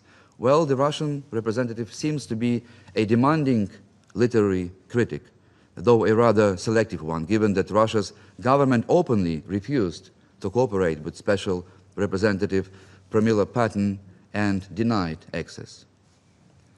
Let me quote again from the SG report. One of 310 cases documented, 232 cases, or 74%, involved multiple forms of sexual violence, while 195 cases, 62%, involved multiple incidents of sexual violence, which was often used to punish or humiliate, to extract confessions, prisoners of war, and civilian detainees. A male prisoner of war was raped with a knife by Russian armed forces upon capture in 2022 and subsequently subjected to repeated sexual violence, including force, nudity, beatings, and electric shocks to the genitals, end quote. Mr. Nebenza is not here, even though he promised that he would sit when a Ukrainian representative is speaking, but he will follow up. Mr. Nebenza, at what percentage shall the pattern of war crimes related to sexual violence become systematic, according to Russia's very high standards of torturing innocent people? Dear members of the Council, how long are we going to tolerate these unacceptable attacks on Russia, on the legitimacy of the Secretary General, and as well as his special representative on the sexual violence and the crimes connected with the sexual violence? How long are we going to tolerate this story? May I make a creative suggestion? If Russia feels uncomfortable with all the decisions of the General Assembly demanding unconditional withdrawal of its troops, or better to say, its war criminals from the Ukrainian soil, if Russia rejects independent reports of relevant UN bodies exposing Moscow's barbaric policies, maybe it is time to say goodbye and get out of the UN. As we all know, the Russian Federation was never properly admitted to the UN. So I do not think that anyone in this chamber will be shedding tears when Russia finally slams the door and leaves.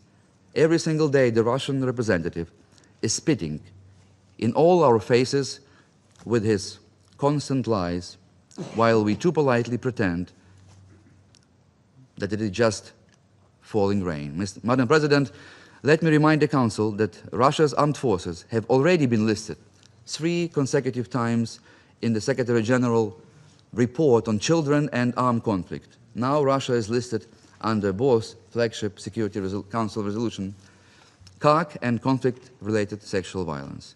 This designation cannot remain just a symbolic exercise. A military force that has been blacklisted by the Secretary General for conflict-related sexual violence cannot and shall not be a contributor to any operations under the UN flag. Russia's personnel shall be banned from UN peacekeeping and police missions. Madam President, while Russia fabricates baseless accusations on Zaporizhzhia nuclear power plant, it continues to endanger nuclear safety in reality. As we just heard, today, on the night of June 6, a Russian drone struck a building at Ukraine's centralized spent fuel storage facility in Kyiv region, located within the Chernobyl area. That facility is used for the long-term storage of spent fuel from Ukrainian nuclear power plants. The strike caused a fire, which was extinguished by our emergency services.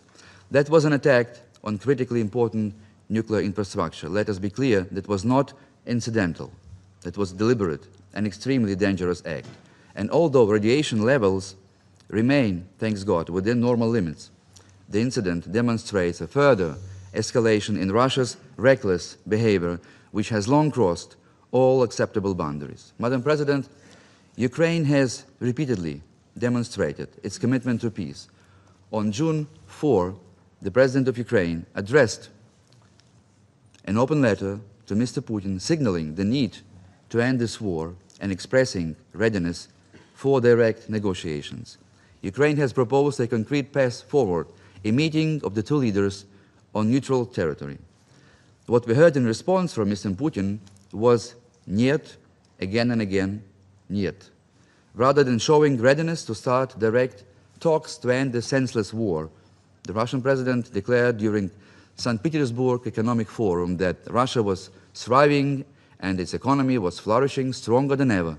Ironically, Mr. Putin did so against the backdrop of black smoke billowing from critically military facilities near St. Petersburg that had been struck by Ukrainian armed forces just hours before. The symbolism was hard to miss. We should better listen to the whining of Russian officials, the same people who for years lectured everyone about the supposedly unmatched resilience of Russia's economy and mocked sanctions as ineffective. Now, these very same figures are openly sounding the alarm and nervously looking for an off-ramp before the situation deteriorates even further. Russia's Minister of Economic Development, Maxim Reshetnikov, recently admitted that the country is facing a difficult situation, while Finance Minister Anton Siluanov warned about growing risks of budget deficit. Russian MP Renat Suleimanov openly acknowledged that the Russian economy may not withstand a prolonged war against Ukraine. Analysts agree that Russia's economy is approaching a point of structural stagnation. After years of wartime overheating, growth forecasts have now fallen towards roughly 1%.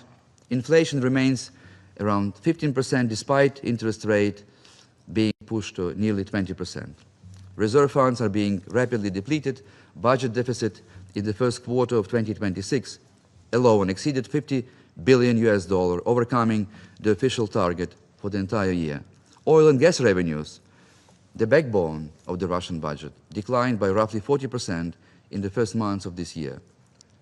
For the last years, Russia sustained itself through its deathonomics, economic model that relied on war, militarization, and death itself as key drivers of economic activity. The Kremlin is now spending roughly $10 billion annually on military recruitment bonuses alone, while monthly compensation for deaths in combat can reach approximately $200,000 per soldier.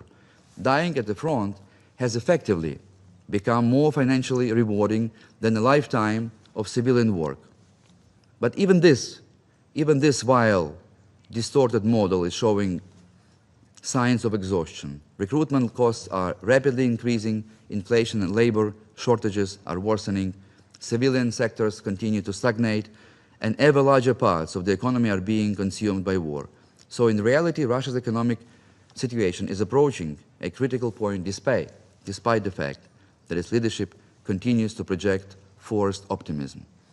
On the battlefield, Ukraine could liberate in May 100 square kilometers more than Russian troops were able to advance for the second month in a row. Madam President,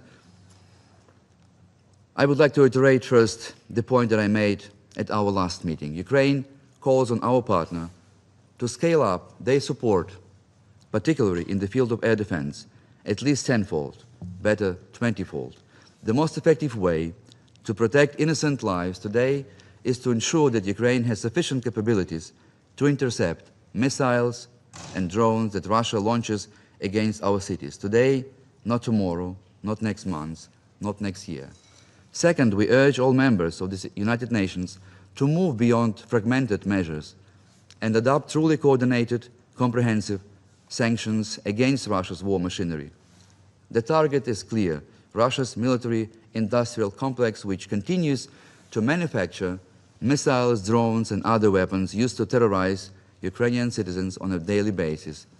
Every remaining channel through which critical technologies and components continue to reach Russia must be shut down. And third, I once again appeal to the members of the Security Council to place on the table, without further delay, a draft resolution calling for an immediate and unconditional ceasefire, as well as the release and exchange of all prisoners of war and all civilian detainees under the all-for-all formula. Such a step could serve as an essential confidence-building measure and would contribute to establishing a more conducive environment for launching genuine negotiations in the near future aimed at achieving a comprehensive, just, and lasting peace. Madam President, to conclude, I want to address the Russian representative with words from a famous Soviet cartoon which perfectly capture the current mood in Russian population that increasingly faces dire consequences of the boomerang of this barbarian war. Эх, жизнь моя жестянка, да ну ее в болото. All my life is so miserable. Let me throw it into the swamp. I thank you.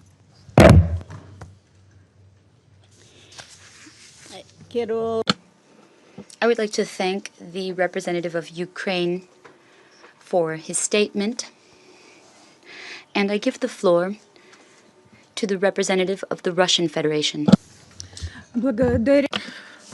Thank you, Madam President.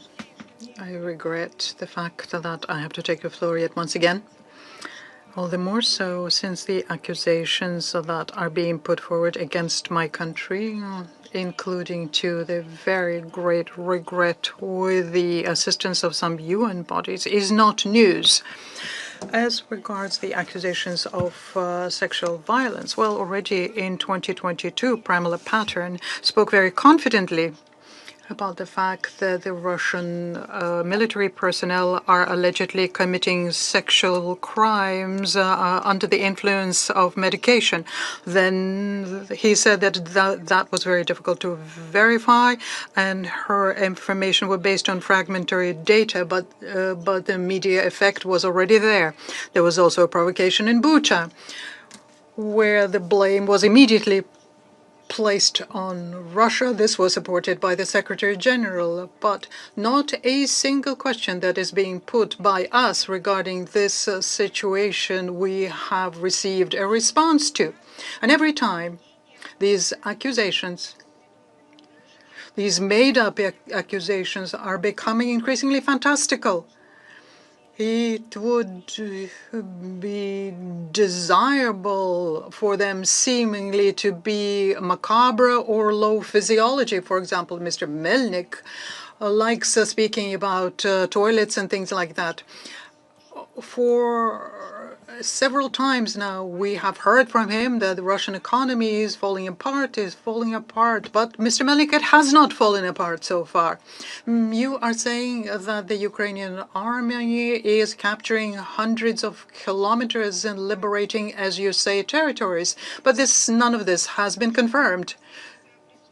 As regards the presence of Vasily Nebenza at our meetings, something that you just mentioned. Yes, did indeed he say that he always listens to your statements, but in recent times you have been requesting meetings far too frequently. There are also other, no less important things that he needs to take care of. Well, so enough is enough listening to that and convening such meetings, because it leads to nothing positive or constructive. I thank you.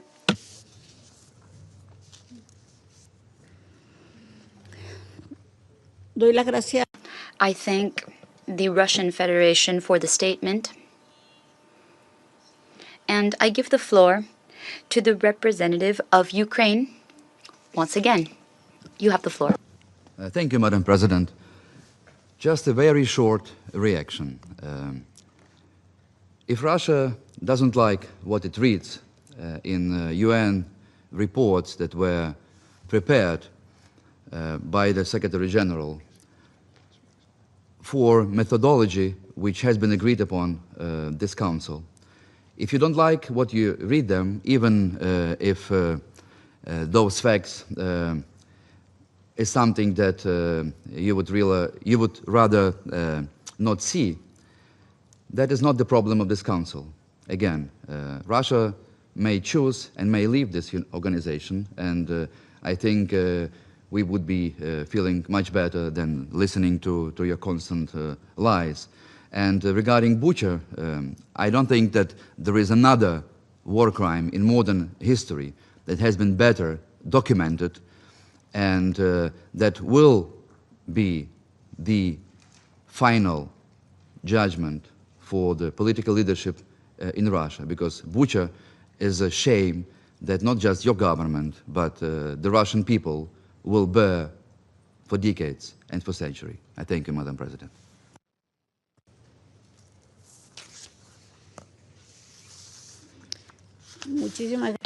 Thank you very much to the representative of Ukraine for the statement. I now give the floor to Her Excellency Ms. Elina Valtonen, Minister for Foreign Affairs of Finland. Madam President, thank you to the two briefers. I have the pleasure to speak today on behalf of the Nordic countries Denmark, Iceland, Norway, Sweden, and my own country, Finland. Russia's decision to launch its full-scale invasion of Ukraine was one of the biggest strategic mistakes of the 21st century. It was also a blatant violation of international law and the very principles upon which the United Nations was founded. More than 4 years later, Russia has failed to achieve its objectives. No quick gains, no strategic wins. Instead, it continues to pay a staggering price in human lives and military resources. In the month of May alone, Russia itself reportedly suffered more than 30,000 casualties on the battlefield. Such disregard for human life stands in stark contrast to the values and human rights we have collectively committed to uphold.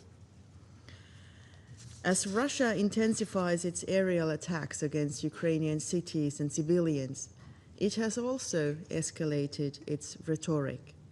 Russian officials have openly threatened civilians, diplomats, and the staff of international organizations operating in Ukraine.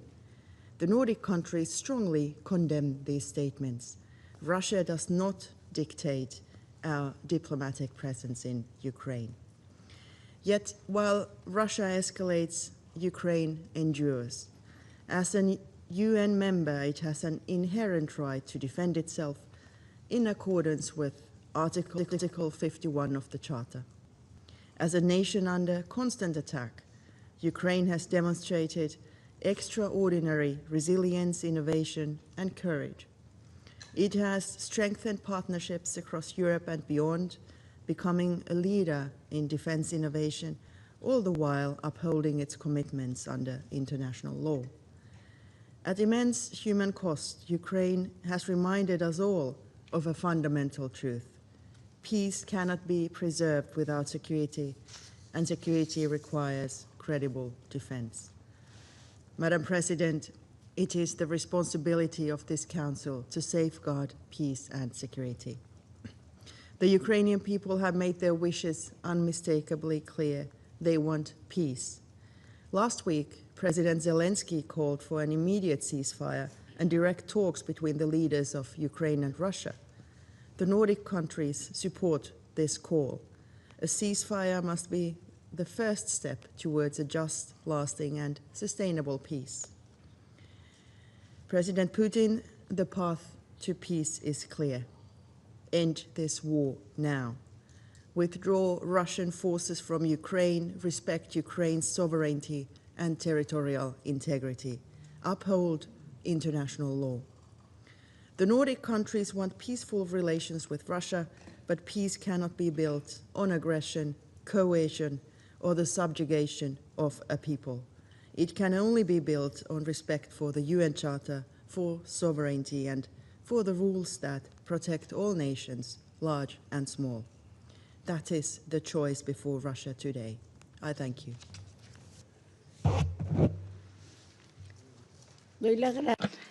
I thank Her Excellency Ms. Valtonen for her statement.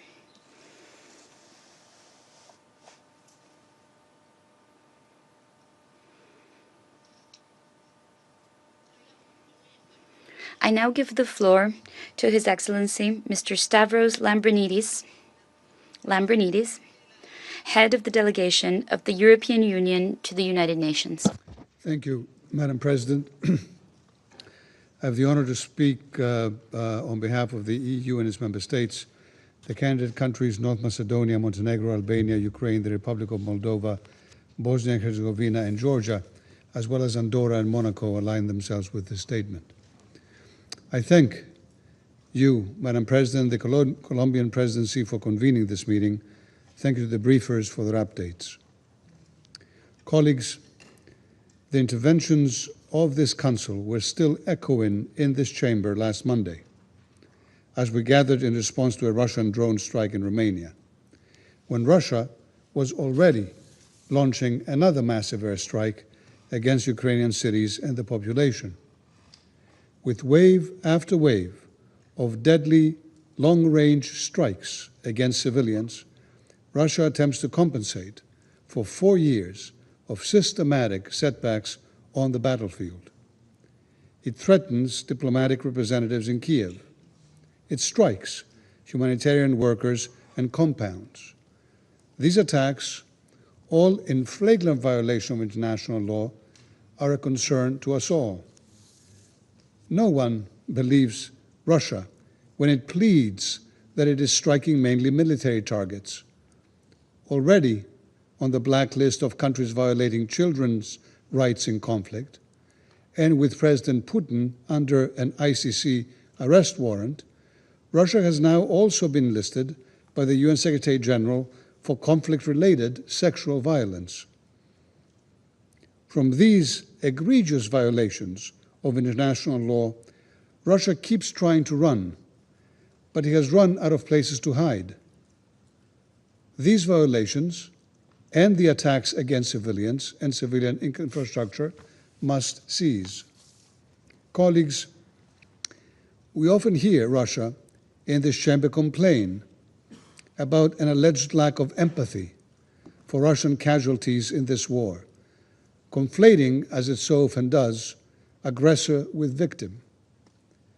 But speaking of empathy, where's the Kremlin's empathy for the estimated 1,000 Russian soldiers it sends to injury and death every single day in the unprovoked and unjustified war that it chose for more than 4 years now to wage against Ukraine, and for the 60,000 Ukrainian civilian casualties as verified by the UN Human Rights Monitoring Mission that it has chosen to kill or maim. This bloodshed must stop now, and Russia must end its war of aggression and engage in serious peace negotiations without any further delay. So why doesn't it? And why does it not accept a full, unconditional, and immediate ceasefire and genuine talks for a comprehensive, just, and lasting peace in line with the UN Charter and relevant UN resolutions? We all read the letter from President Zelensky last Thursday. We have all heard this call repeatedly from the UN Secretary General and from the overwhelming majority of UN members. The European Union supports it and all diplomatic efforts to this end, and we once again urge all members of this Council to please ensure that Russia's leadership accepts a ceasefire and engages in good faith. Russia must abandon, for that, its illegal and maximalistic goals against Ukraine, and it must sit down to talk. And it must stop the attacks and the killings. Enough is enough. Time for a ceasefire is now. Until then, and as Ukraine beats back an aggressor and stands up for its sovereignty as an independent state, it must be able to count on our full support as it exercises its inherent right to self-defense in line with Article 51 of the Charter. Thank you, Madam President. I thank His Excellency, Mr. Lambrinidis, for the statement. I now give the floor to the representative of Germany. You have the floor. Madam President, thank you very much, and thank you for convening this important meeting. Thank you, Under-Secretary General Di Carlo and Assistant Secretary General Ratwate, for your insightful briefings. Germany aligns itself with the statement just delivered by the European Union. Russia's latest massive strikes against Ukrainian cities mark yet another dangerous escalation in its war of aggression against its sovereign neighbor. And once again, Russian bombs have killed and injured innocent civilians. Indiscriminate attacks on civilian infrastructure demonstrate a deliberate pattern of state-sanctioned terror entirely unjustified under any military pretext. Threats against diplomatic missions and foreign citizens in Kiev are a concern to all of us. It is unacceptable, and we utterly condemn it. Russia's shift towards increasingly reckless warfare highlights, above all, one clear fact: it is unable to advance on the ground, yet remains unwilling to end its war. Madam President, President Zelensky has offered an immediate ceasefire as a first step on the path to meaningful negotiations. Last Thursday, we heard it, he published an open letter suggesting a face-to-face meeting in a renewed bid to end the war in Ukraine. However, his offer was immediately refused. How can one defend choosing aggression over diplomacy?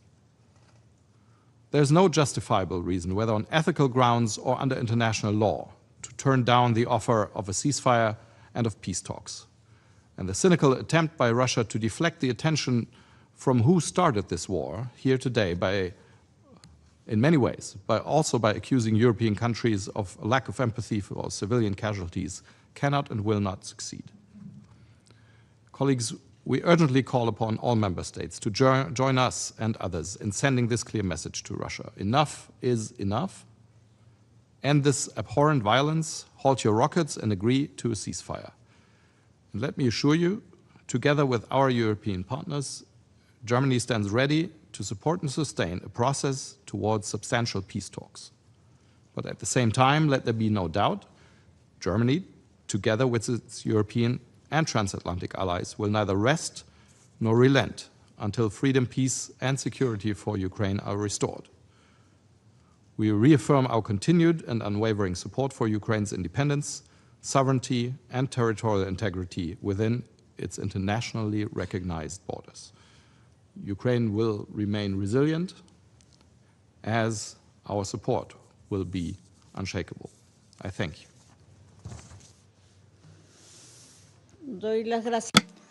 I thank the representative of Germany for the statement, and I now give the floor to Poland. Madam President, at the outset, I thank Colombia for convening this meeting and the briefers for their informative interventions. Madam President, Poland once again takes the floor on the situation in Ukraine, having already addressed this issue twice in this Council in recent weeks. The frequency with which we are called upon to return to this matter is not a choice for Poland, nor for the Council. It is a direct result of the actions of the Russian Federation.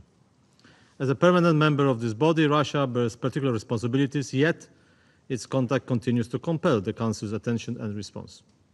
At a time when Russia escalates its unprovoked war of aggression against Ukraine, I wish to highlight three key points that deserve, in our opinion, the Council's particular attention. First, once again, we gather in the aftermath of the series of extremely brutal Russian airstrikes, that the scale of which is unprecedented in the entire war. Russia launched a barrage of drones and missiles targeting multiple Ukrainian cities, including Kiev. Dozens of people were killed and well over 200 injured. We reject Russia's cynical attempt to frame these attacks as legitimate military responses. These strikes are part of a sustained campaign against civilians, causing repeated harm to apartment blocks, schools, medical facilities, and other civilian objects, with children among the dead and wounded. We particularly appalled at the recent remarks by President Putin, who called the recent strike by the Oreshnik missiles as a mere test. It speaks volumes that the President of the Russian Federation, a permanent member of the United Nations Security Council, views attacking urban areas and killing enduring civilians as an experiment. This Council has to name it for what it is, a terror campaign against the civilian population, a campaign which constitutes a war crime and whose perpetrators must and will face justice. Second, we do not see any changes in Moscow's position on peace. The world is calling for dialogue. Ukraine is ready to negotiate, yet Russia continues time and again to refuse to engage in talks and sets conditions that serve merely as a pretext to avoid negotiations. Clearly, the Kremlin shows no interest in ending the war and aims to achieve its maximalist goals on Ukraine. The timing of the recent strikes exposes Moscow's true intentions at the negotiating table.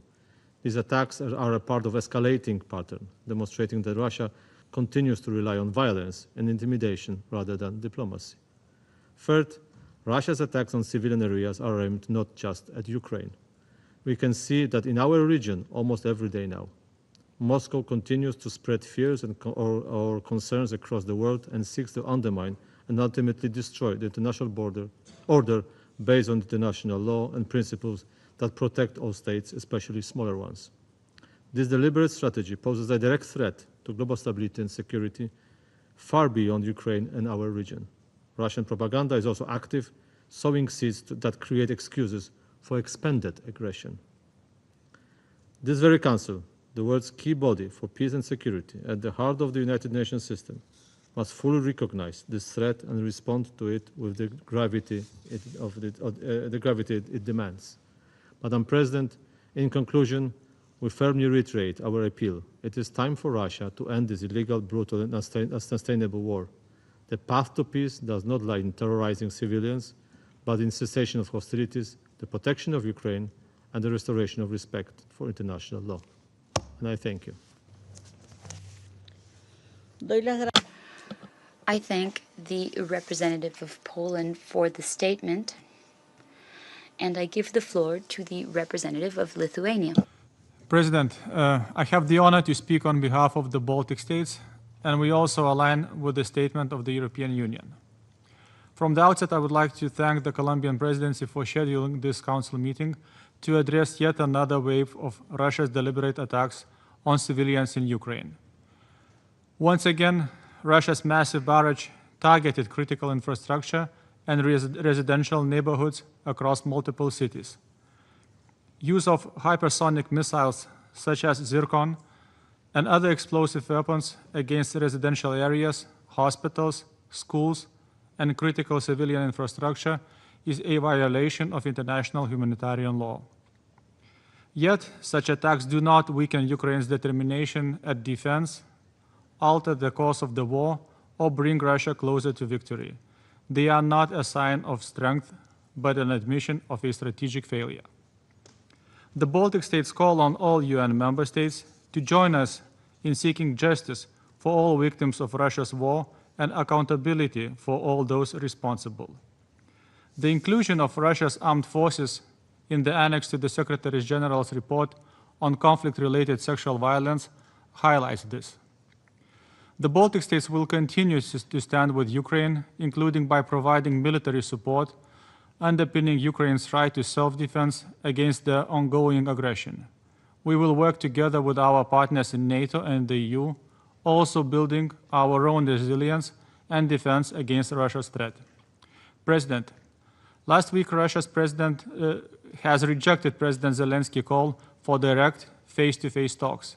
Moreover, in a public meeting with the press, President Putin also admitted that in its recent use of nuclear-capable Oreshnik missile, Russia did not follow military necessity, but simply struck, and I quote, where it was convenient, in order to make decisions in the future about the full-scale use of Oreshnik against designated targets, including in urban areas.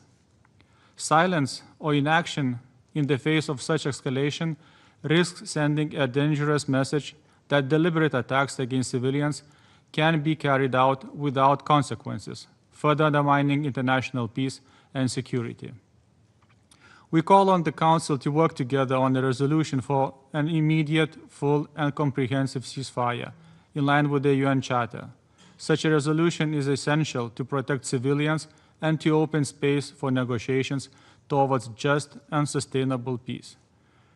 Ukrainian people, especially prisoners of war, illegally detained civilians, and illegally deported Ukrainian children must remain at the center of any such negotiations. The Baltic states reaffirm our unwavering support for independence, sovereignty, and territorial integrity of Ukraine, with its international recognized borders. I thank you. I thank the representative of Lithuania for the statement. There are no further names inscribed in the list of speakers. The meeting is adjourned.